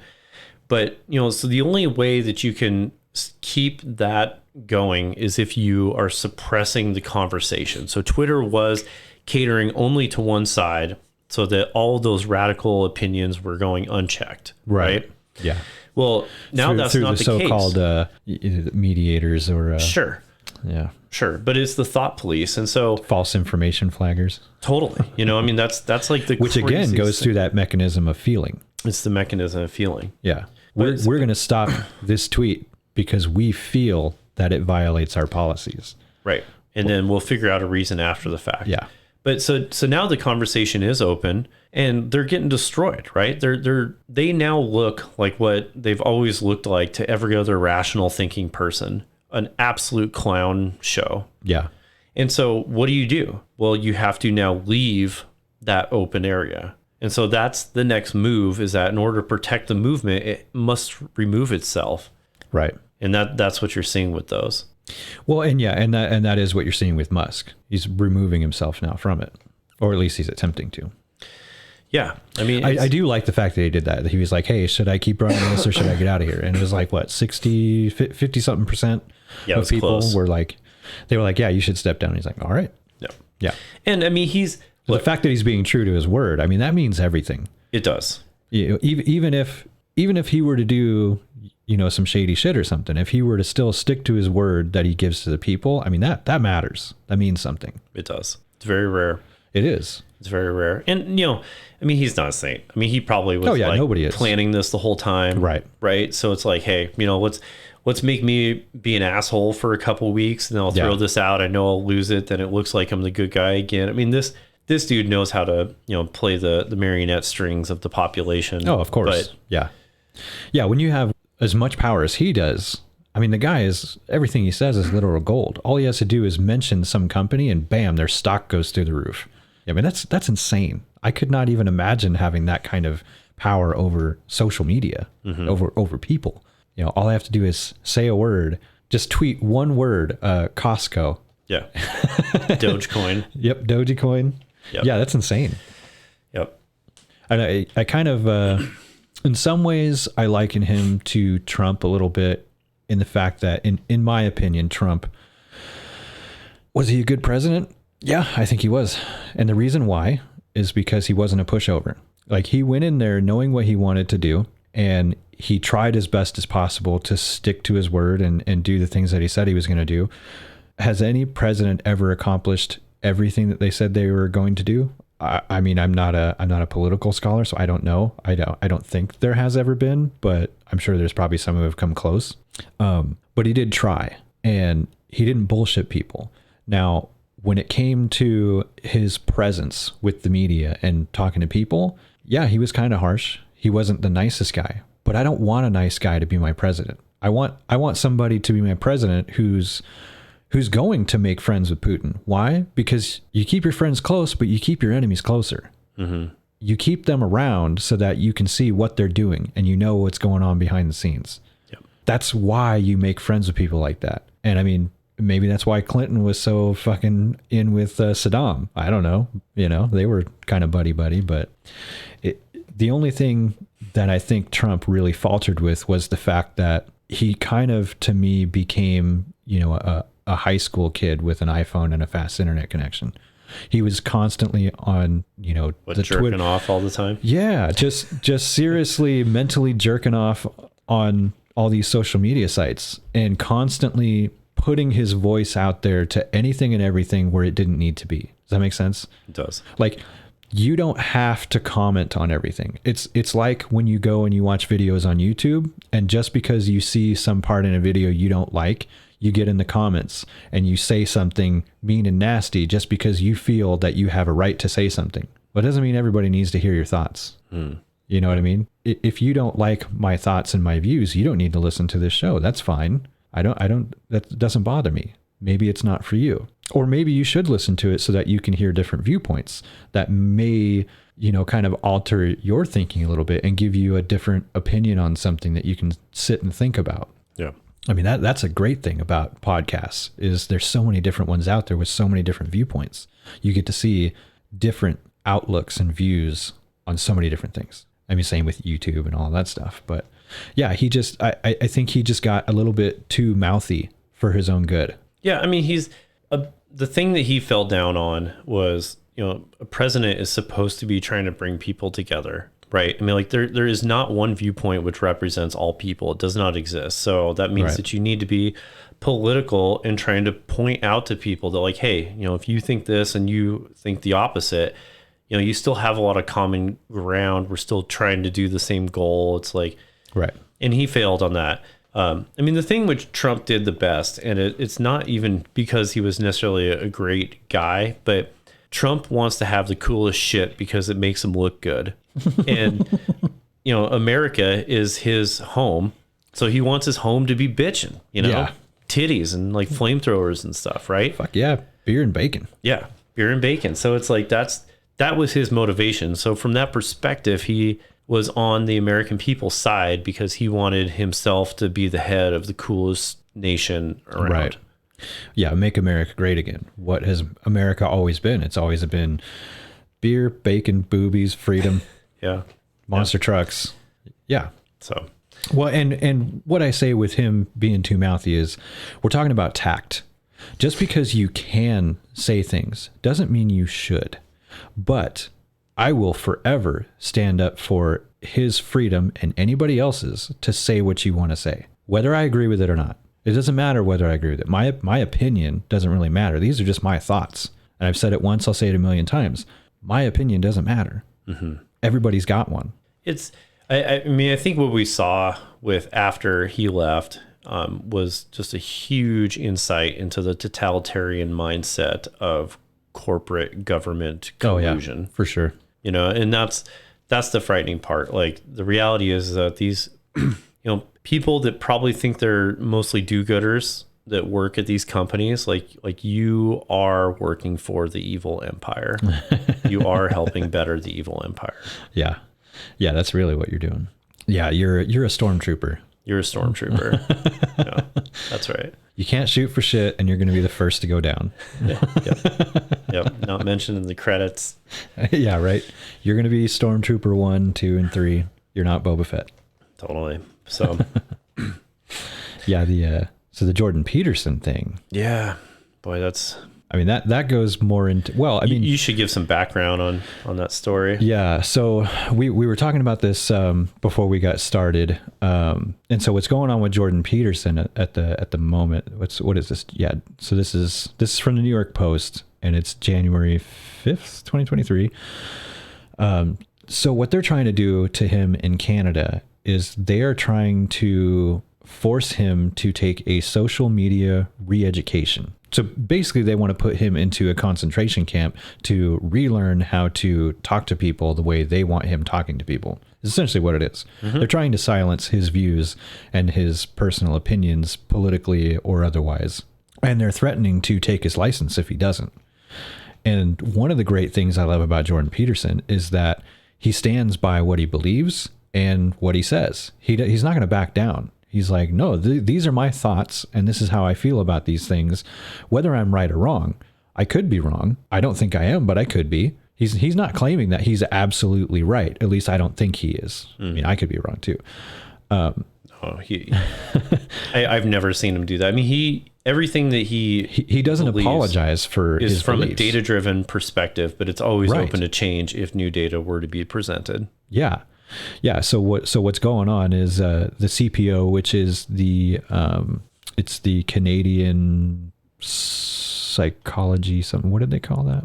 College of Psychologists of Ontario, the governing body. They threatened to pull his practicing license if he doesn't complete social media re-education for comments he made on Twitter and the Joe Rogan podcast. So I believe I saw the episode of Rogan that they're talking about, unless it was one of the more recent ones, because I'm still a little ways back. But he was talking about, he made comments about the actress Elliot Page who, formerly was Ellen Page.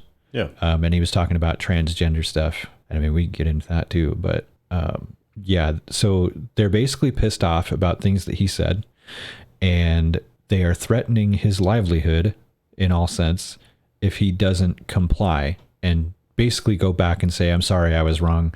What I said doesn't mean anything, and basically I'm an idiot is what they want. And it's horseshit. Yeah. And he's already said that I will not comply. Said he must meet with a psychologist for coaching classes, which he must pay for until a final report is issued by the coach that shows their concerns have been properly ameliorated, whatever the hell that word means. The CPO reached its decision November 22nd following an investigation. And he says, I'm not complying. I'm not submitting to re-education. I am not admitting that my viewpoints, many of which have, by the way, been entirely justified by the facts that have emerged since the complaints were levied. None of them were either wrong or unprofessional. And that's what he wrote in a National Post, says Wednesday evening. Mm-hmm. Then he says, these are quotes from him, by the way. So it says, I'm going to say what I have to say and let the chips fall where they will. I have done nothing to compromise those in my care. Quite the contrary. I have served all my clients and the millions of people I am communicating with to the best of my ability and in good faith, and that's that. If it becomes necessary, quote, for him to attend the classes, he pledged to make all the details of what they're teaching public, which I think is awesome. I think that'd be awesome. I think he should go just to expose it. Right? I think that'd be a wonderful topic of conversation. Yeah. Like, what is this social media re-education? Mm-hmm. What is it they're trying to teach you to do? And basically it goes back to feelings. Don't hurt people's feelings. Oh, you have to respect everybody's points of view and all this. No, I don't. I really don't. Yeah. Just because you don't agree with me and just because you don't like what I say doesn't mean I don't have a right to say it. Well, and that's here in America, which is vastly becoming not untrue, but they're trying. Yeah, this is Canada that we're talking about. Canada's much worse. Yeah. Oh yeah, Canada's much worse. Well, and I think what this article was basically saying was he pissed off quite a few people in the Canadian Congress, especially Justin Trudeau, for his. It says in January, the former University of Toronto researcher claimed on the Joe Rogan Experience podcast that being transgender is a result of a social contagion and similar to satanic ritual abuse, and suggested that acceptance of the trans community is a sign that civilization is collapsing. In response, critics again denounced Spotify's Rogan podcast for having, quote, peddled harmful anti-trans rhetoric. The CPO cited the January 25th podcast appearance in its notice to Peterson. Mm-hmm. Yeah, I mean, look, mental illness is on the rise in the country.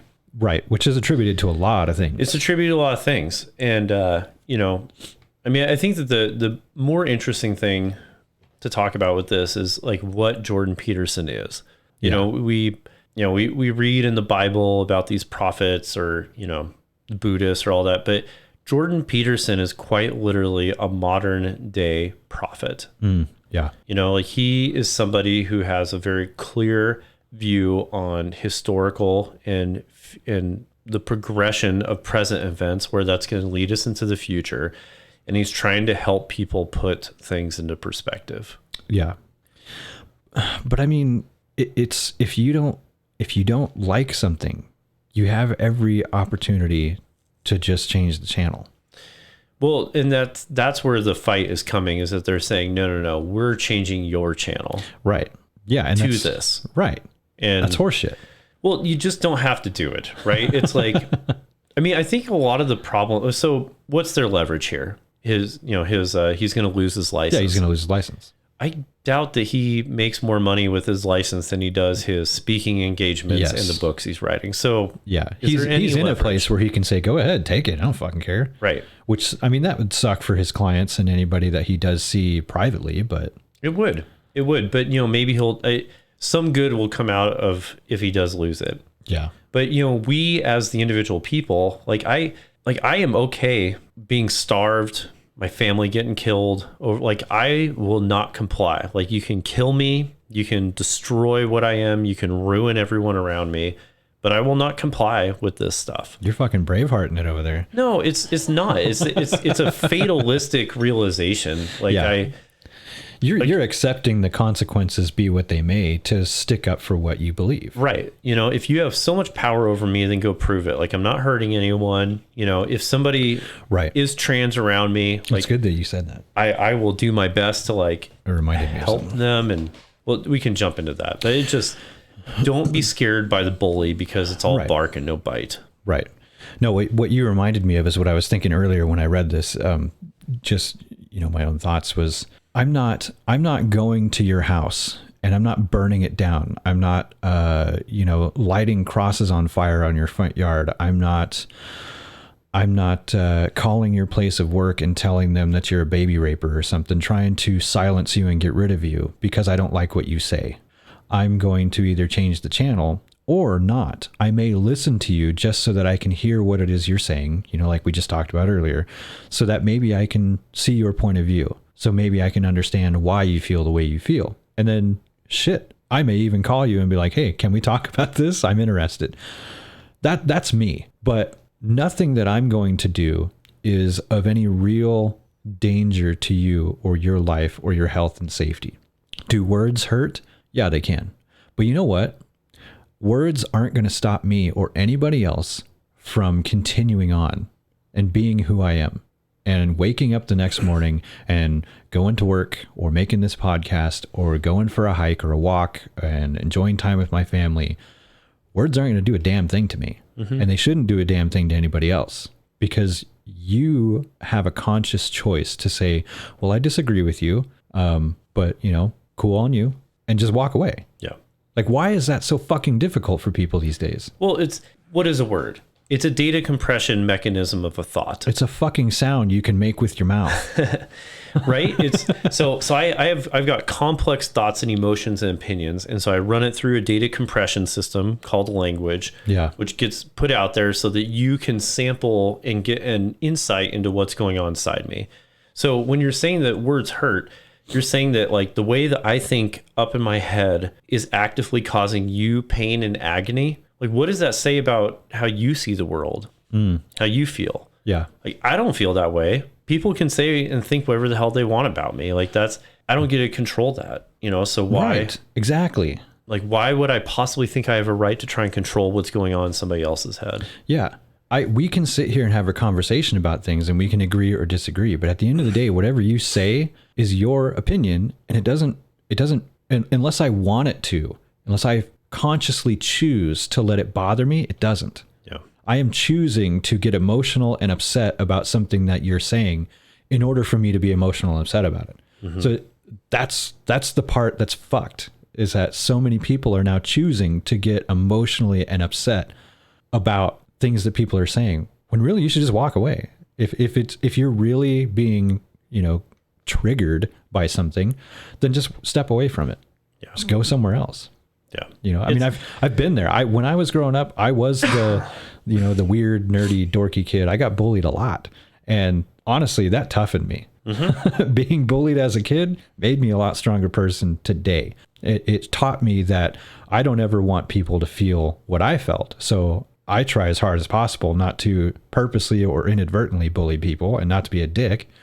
I live my life by, you know, the treat others as you would want to be treated. At least I try to. But it also taught me that when somebody says some shit to me that's purposely mean and they're just being dicks, to just be like, nah, you're just being a dick. And either turn around and walk away, or to look them in the eye and say, why are you talking to me like that? I didn't do shit to you. And confront it. Yeah. And if that means putting up a fist because some guy won't stop fucking talking, well, then he's going to get a mouthful. And that's the greatest thing. That's one of the things Bill Burr jokes about is, you know, that there's times in life, whether you're a guy or a girl, where he says that there's never been a time in life where he's taken a shot to the face where he didn't afterwards think, you know, I was kind of being a dick back there. Maybe I shouldn't have said that last thing. You know, it forces you to think about it. I love it. Yeah. I mean, what I would say about, you know, trying to like pronouns, right? That's a big push, or at least it was, which I refuse to do, by the way. Like, I will not state my pronouns. I will not give in to that.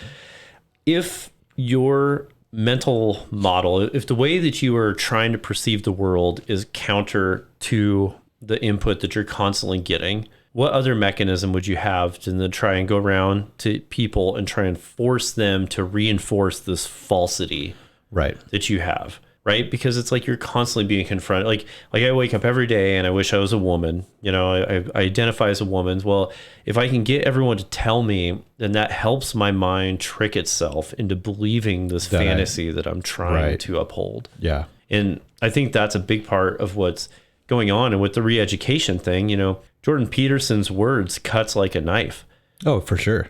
So if it hurts to see that, if you're constantly being exposed with these hard facts, which are irrefutable or not easily refutable, then what do? Well, man, you got to remove that knife, right? That thing's painful. It's like, well, yeah, or you reflect it yourself and you adjust. Right. Yeah. This whole, and I mean, you know, as mean as it sounds, it is a fantasy. This whole fantasy land of, well, I identify as this, so that's what I am. And now everyone has to bend around you to make you feel the way you want to feel. Sorry, that's not how the world works, and it's not how it should work. Yeah. We are not all special, as much as you want to believe you are. I am no more special than you or anybody else. I am who I am, and I deserve the very basic modicum of human decency and respect that anyone should give each other. But I am not special, and I do not deserve special treatment. I'm not going to force anyone to bend around me and what I believe is reality when it's really not. Yeah. And look, so we read this off the New York Post, right? Who the fuck has ever heard of the CPO until they ran this article, right? Like, who actually cares, right? So, you know, if you roll the layers back, what's going on? You've got a nation, Canada, that's being plunged headlong into totalitarian dictatorship under the guise of communism and socialism. Yeah. They're being financially backed by the CCP, China, to go and do this stuff. Which is scary in and of itself. Trudeau. They're opening a door for them to make their way over this way. Yeah. You know, Trudeau is a part of the World Economic Forum. The goal of the World Economic Forum is to destroy the Western culture. Yeah. So that those people can gain power over it because we're too independent and they don't control us. And they want to control us. There's things that money can't buy. Power is one of them. Well, just as much as they fucking hate Taiwan. Just as much as they hate Taiwan. And this is what's really, really going on here. Like, why is an actress, why is a person who used to act that hasn't been on the screen in 20 years? Juno is the last thing I saw Paige on.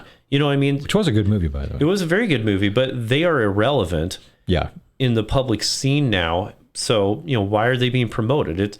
It's this underlying power structure going on. And so when Jordan Peterson is fighting these social issues, what's really going on is he's fighting these giant world leaders who are trying to undermine our society with these different mechanisms. Well, we have such a obsession with celebrities because that's what we see on TV and news and radio and all this stuff all the time. We're so obsessed with them and what they think and all this stuff, and it's so fucking bullshit. Yeah. Why? Why does anything they say matter more than what I say? Or, you know, why does something that Pink says matter more than, say, Jordan Peterson, who has, you know, numerous degrees. He's been doing what he's doing for, I mean, decades. You know, he has so much experience, all this other stuff. I mean, why would any celebrity's voice be louder than someone like his? I don't understand that. Why? Because we're obsessed with them. Why? Because they entertain us, because they have tons of money and they live these, you know, somewhat lavish lives that we see all over the place. Why is that so important? Well, man, I mean, this is actually a great thing to bring up. It's all those things you just mentioned. So lavish life, that it's a fantasy, it's entertaining. Yeah, it's the video game of the real world. It sells people on the, hey, get up and go to work tomorrow and work real hard. Sells people on that because maybe you can get it. You won't unless you start doing what they do, which you're not. You know, you're working a desk job. That's not going to do what they're doing.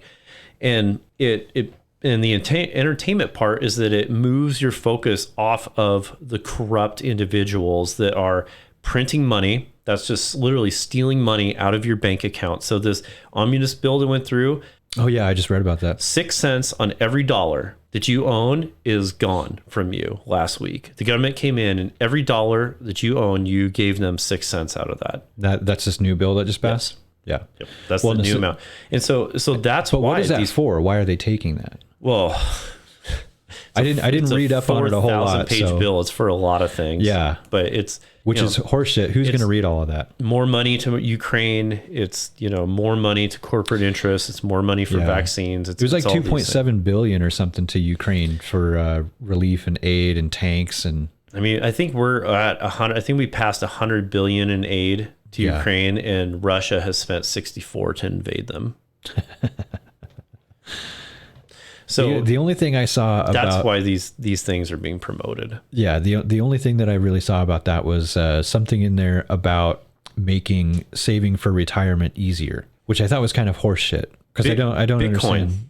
Yeah, that's the only path. If you want to shelter wealth, buy Bitcoin right now. I'm not a financial advisor. Don't come sue me when it goes down because it will, but it'll go all over the place. But that's it.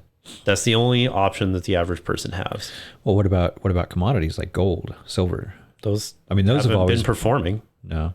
I mean, we'll just look at the charts of those compared to inflation. They're not keeping up. Honestly, I would say gold maybe, but at this point, cobalt and lithium. With all this fucking horseshit going on with electric cars and all that crap, did you realize how much how much earth has to be mined? How many tons and tons of ore have to be mined and pulled out of the earth? How many hundreds, if not hundreds of thousands of gallons of diesel have to be burned to pull out just enough cobalt and lithium and copper for one Tesla battery? Yeah, I love it. I mean, that's a lot of that stuff has been coming to light in the last few months of these pits in Africa. Yeah. Yeah. Yeah, it's insane. It's insane the amount of earth has to be moved to get enough of those things. Well, and that's one thing where I very much am for the electrification of our transportation. The part that as long as it's not forced, I'm all for an eventual, over time getting there and looking for ways to offset things now, like like hybrids. From what I've seen, we've never taken a real place in doing like diesel or gas electric hybrids in a way that, so Komatsu's have a lot of their dump trucks now, you can get them as a diesel electric hybrid, which works the same way that a railroad engine works. So you have an engine that's running a generator, and that's how you get your power. Well, if you couple that with batteries, you can charge as you go with the engine running until it's fully charged and then shut the engine off. Or if you just run the engine, you're saving a lot of fuel because you're running the engine at one speed and the only load it has is a constant load. So it's far easier for the computer management system of the engine to manage how much power output it needs to develop and how much fuel it has to burn and all that stuff. It's far more fuel efficient. So if you look at it in terms of that, if you were to do a true fuel electric hybrid, you're talking about a car that would get, hundreds of miles per gallon, depending on what fuel you're using. But whether it's diesel or gas, you're still going to get far greater output. Yep. And we haven't done that. Not that I've seen. Prius kind of hit on it a little bit, but they never really went true hybrid. I think the Volt runs that way. Maybe, yeah. I think it does. I think it's a gas generator in there. Yeah. But that's what I'm talking about, is if you were to switch everything to that, right? And you could do that now. You pave a way for technology that's already there that, in my opinion, from what I've seen, isn't going to cost a whole lot more than what we're already doing with just fossil fuel cars. Mm-hmm. So you're starting off in baby steps. You go that route. You're still burning fuel. You're still creating a carbon footprint, but it's not nearly as much as it always has been. And from there, you work towards the technology where we now have Teslas that can go 600 miles on a single charge. You can charge them in 5 minutes, and whether it's 100 degrees out or negative 100 degrees out, your battery is going to stay the same, and it's not going to die while you're sitting on the freeway in a traffic jam and freeze to fucking death. Sure. Like what has actually happened to people. Yeah. Yeah, just nuclear, like build nuclear, but nuclear cars. No, nuclear power plants, small nuclear reactors are not as efficient. But as far as the electric cars go, the two issues I have, one is the batteries, and it's the materials in the batteries I have the issue with. And the second one is that, as you know, we're re-updating all of our tech with this, and with that they're doing interconnectivity through centralized connection systems. Yeah. And so in the omnibus bill, so 2026, all cars are required to have a remote kill switch. If you if you go read it, they're like, no, it's for drunk driving, all that. And it's like, well, which is bullshit. What is the technology? A central authority can turn off your vehicle. Yeah. That's terrible. And so that is absolutely fucking horrible. Those things I have issues with. And so as far as that goes, like, you know, basically I'm not gonna buy cars anymore. I'm gonna start making my own. Right. So I literally mean that, because I will not give a central authority to or I'll find a guy like you who can plug into my Tesla and take that code out of it.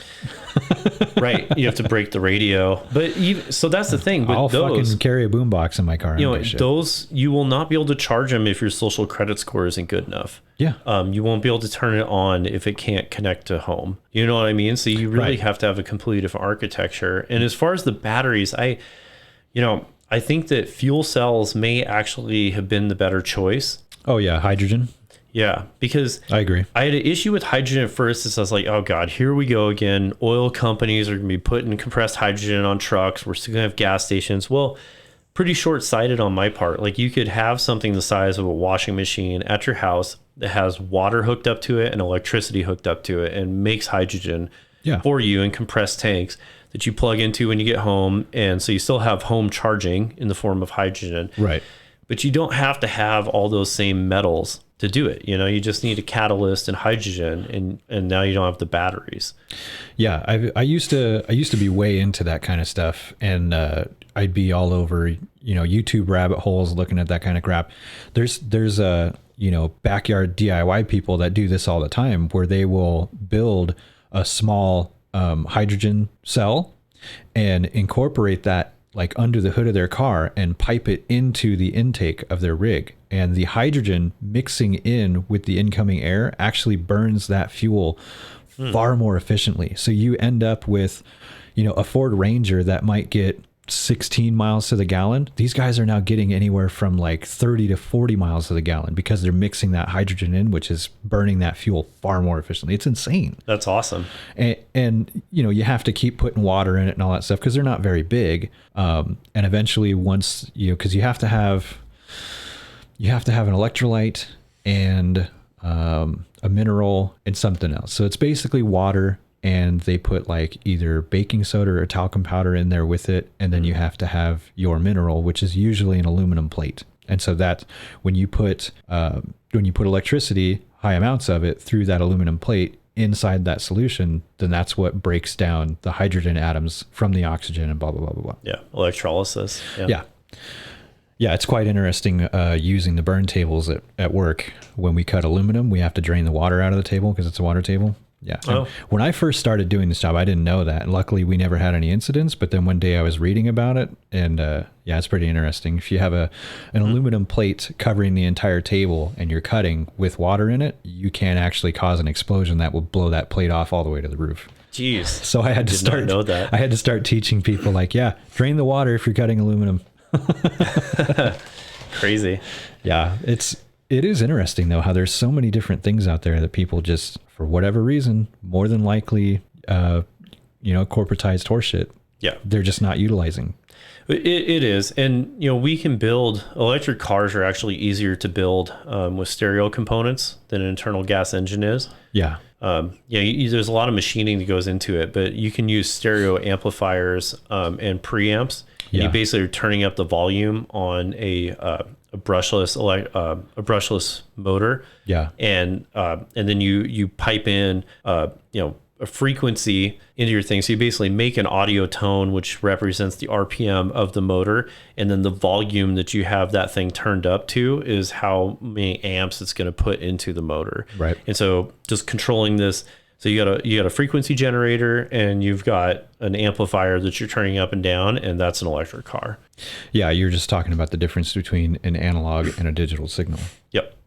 And that's all it is. It's really not that hard. So I'm completely serious in that sense that, you know, we're going to have to get EV drives, which are open source, to fight against that. Because, I mean, look at how they tried to control our emotion just a couple years ago. You know, think about if they've got a kill switch in there, you know. Oh, right. Sorry, there's a pandemic going on. You can only drive 5 miles today. Yeah, you can only go to the store and back. And if the GPS records that you went anywhere other than Rosar's, we're going to shut your chip off and you're fucked. You're going to walk home. Yep. Yeah, that's horseshit. That's horseshit. Like, you should have no control over where I go and what I do, or what I do in my car. Well, we are I paid for the fucking thing. It's mine. Well, we're constitutionally protected of locomotion. You have a constitutional right to be able to locomote.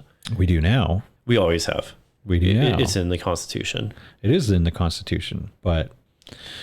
You mean for now we have?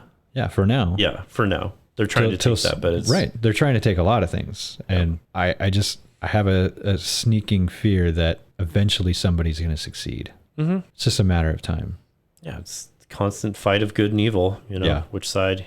Well, it's freedom and evil is what it is.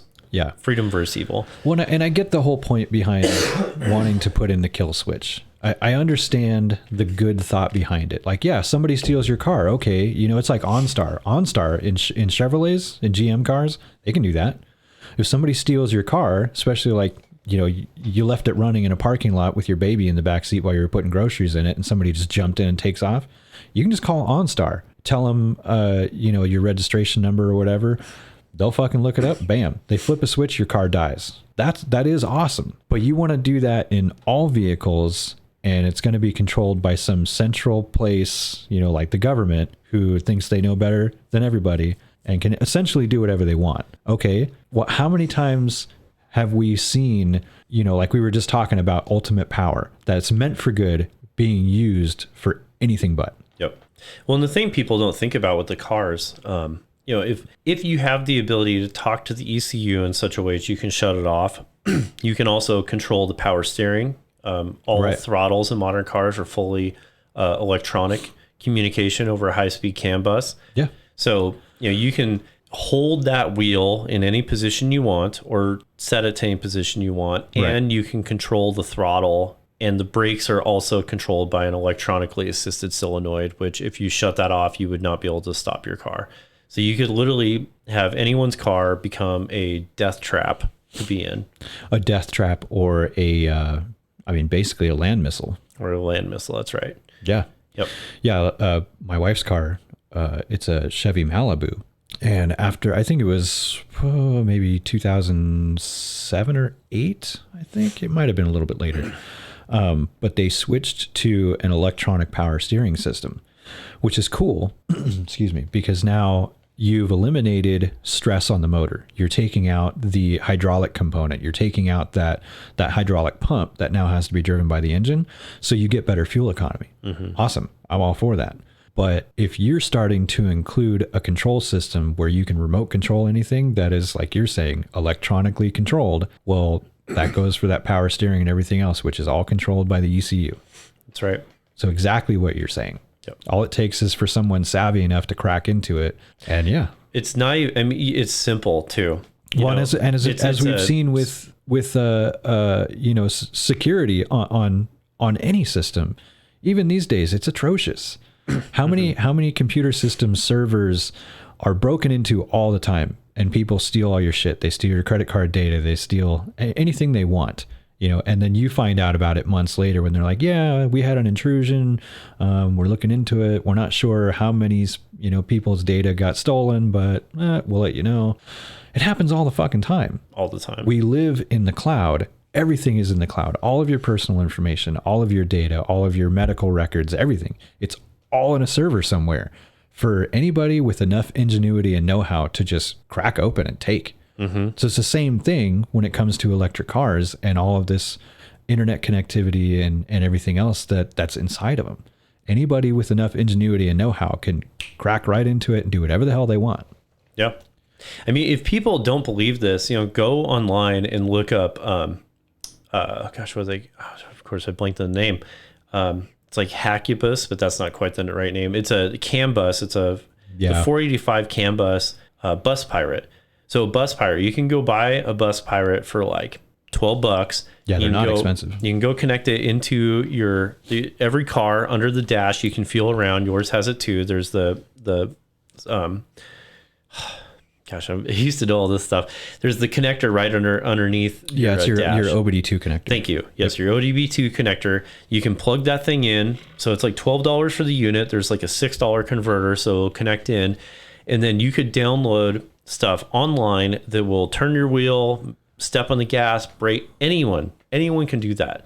You don't even have to be that savvy. Like, it's just all sitting out there. Yeah. There's no security inside of vehicles at all. Yeah, so I think it was 1986, I want to say. Whenever electronic fuel injection first started being put into vehicles, that was when OBD1 first came. And that was simply just a fuel management system. And there was a few other things that they incorporated into it. And that was, so like your engine light was controlled by that. And the only way to read it was with a really specialized tool, and you had to open this port inside the engine compartment, jam a bunch of paper clips in it in a certain way, and then the light on the dash would blink in a certain way to tell you a code, and that's how you would read it. And then in 92 is when OBD2 started coming out, and that was the more advanced version, and they started requiring it in pretty much all cars by 1993. And then I think it wasn't until later in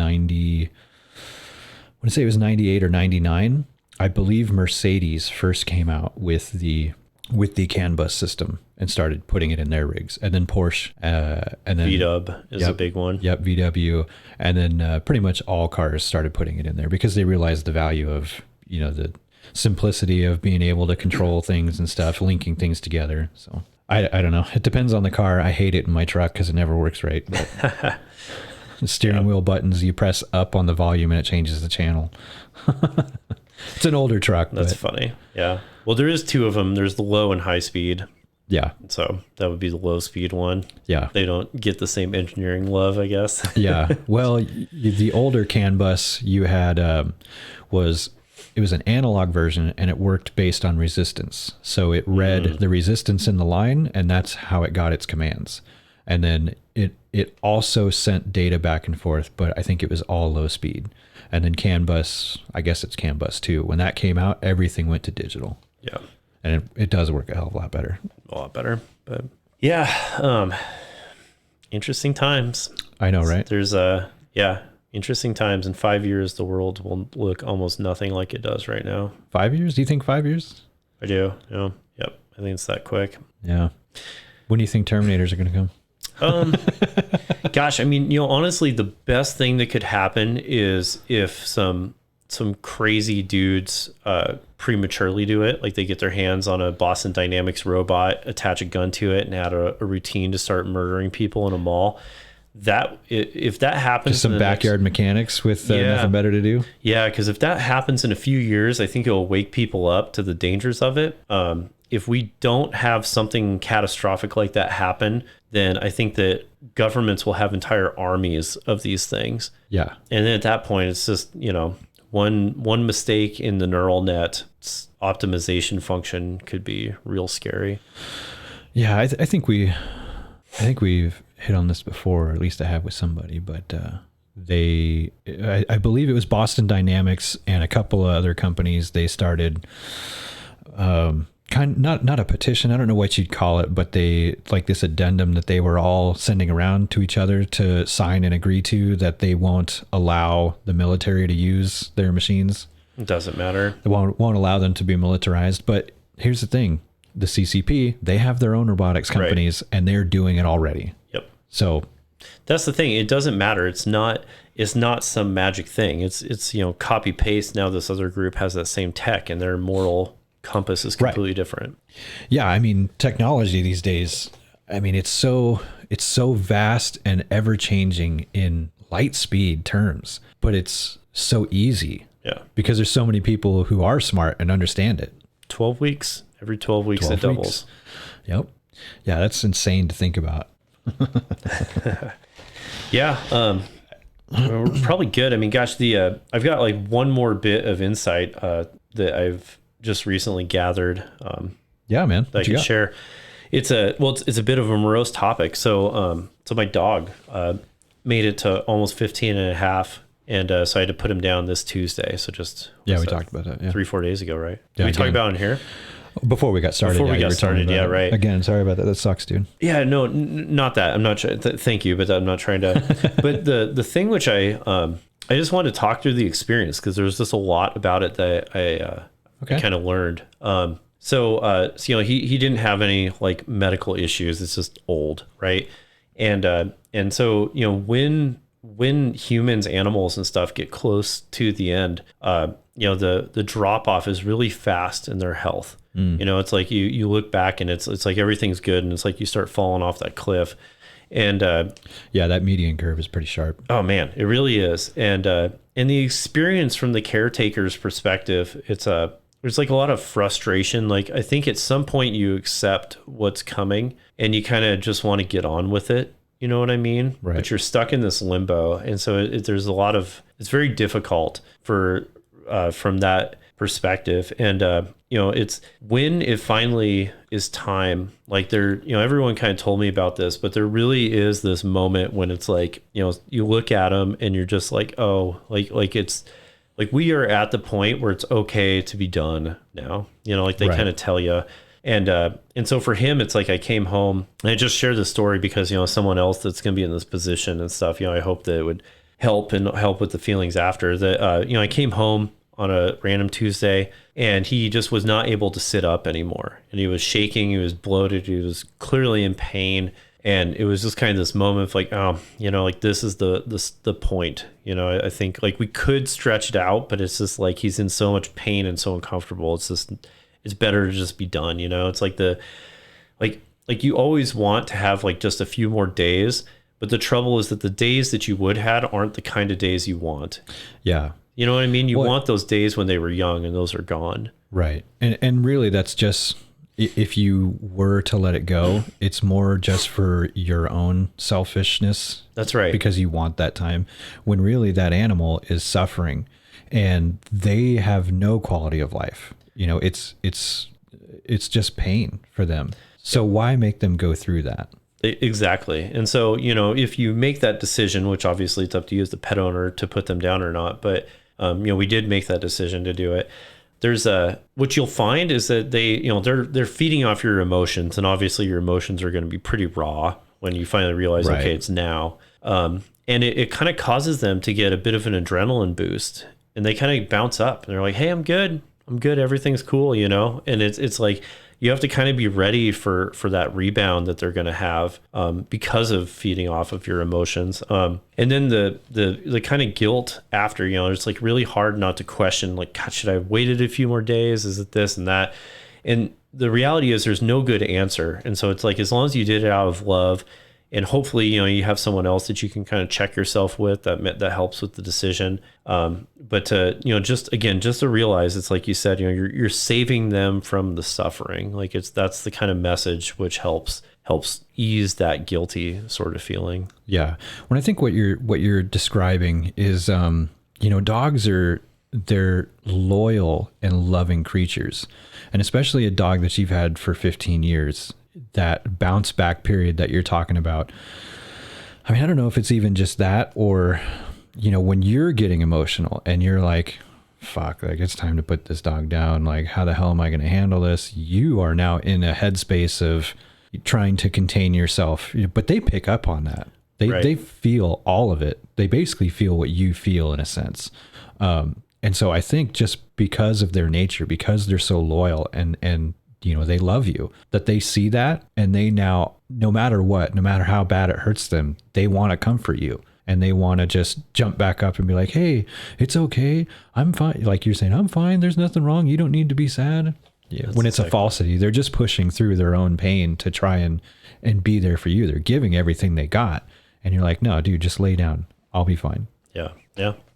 Yeah. It's tough, man. So it is. It's okay though. I'll tell you the one last thing is what really surprised me is I mean, obviously at the moment it's sad, but it's like you're just trying to get through the steps, you know? So it's like you can kind of push it aside, but it's the little things that they're not there for anymore. Yeah. You know, it's like loading the dishes. I've been loading the dishwasher for 15 years, tripping over that damn dog. And now I can walk around the dishwasher, and it's like, that made me cry. You know, it's like, it's all those little things that you didn't think about that they were right next to you for, that they're just not anymore. Those are the moments that really get you. Yeah. That makes me think of anytime I'm doing something in the kitchen, our dog, she'll grab her ball and she'll come over because she's trying to get you to play with her just because you're up and about. And so she'll get her ball and constantly drop it on the kitchen floor. And so the whole time you're in the kitchen doing anything, all you hear is this boom, boom, boom. And then she knows she's not supposed to come in the kitchen. So she'll run in real quick and grab it and go back out and then sit at the edge of the floor again and go boom, boom, boom, and keep dropping it over and over again. And you're like, dude, knock it off. And if you're not careful, you'll turn around and fucking trip over it. Yeah. So yeah, it's annoying, but someday when that's not happening, yeah. You'll miss it. I'll miss it. Yeah. Mm-hmm. God, you suck. You're probably gonna make me cry now. I'm thinking about a couple of dogs that we've had. Yeah, but yeah, it's a tough thing to deal with, but yeah. Well, shit, man. If you want to wrap this up, I think it's getting about that time. It's been a lot of fun. Yeah, it has been a lot Thanks of fun. for having me. I love having you over, dude. This is always fun. Sweet. Well, you are. Geez, what is this now? It's episode 13. Cool. Lucky number 13. It's my Number favorite 13. prime number. Yep. Check your luck bag. Yeah. Well, thanks again for coming, dude. Yeah, we'll have to do this again at some point. I'm sure there'll be other shit that comes up that we can discuss and piss people off with. Yeah, I mean, just the only thing to leave, I guess, is, you know, if there's any points we touched on that were interesting and stuff, I love to hear any kind of feedback from people. And, you know, we can make some one-off responses to those. And, you know, it's really great. It's really great. Yeah, I suppose I should probably put some of this stuff out there because I never do. So anybody listening, thoughts, concerns, rants, whatever the hell you want to send out to us, go ahead. You can send that to gigpodshow at gmail.com. You can also look us up on Facebook. Just search for Guys in a Garage Podcast. Or if you go to Anchor, if they're still doing it, so the Anchor website, you can find our podcast there, and they have a button that you can hit to record a voice message that sends to us. I don't know if you can do it. Yeah, I think you can do it on the website, but you may be able to do it in the app as well if you have the app or if you get the app. So any of those ways, you can go ahead and get a hold of us, send us feedback. Again, rants and raves, pissed off, say what you want to say. We'd love to hear it, man. Do it up. I would love to hear from people. So yeah, hit us up. Please do. Luke, thanks for coming in again. It's been real. It's been fun. And we'll see you again sometime. Everybody, thank you for listening and keep on grinding. Have a good one.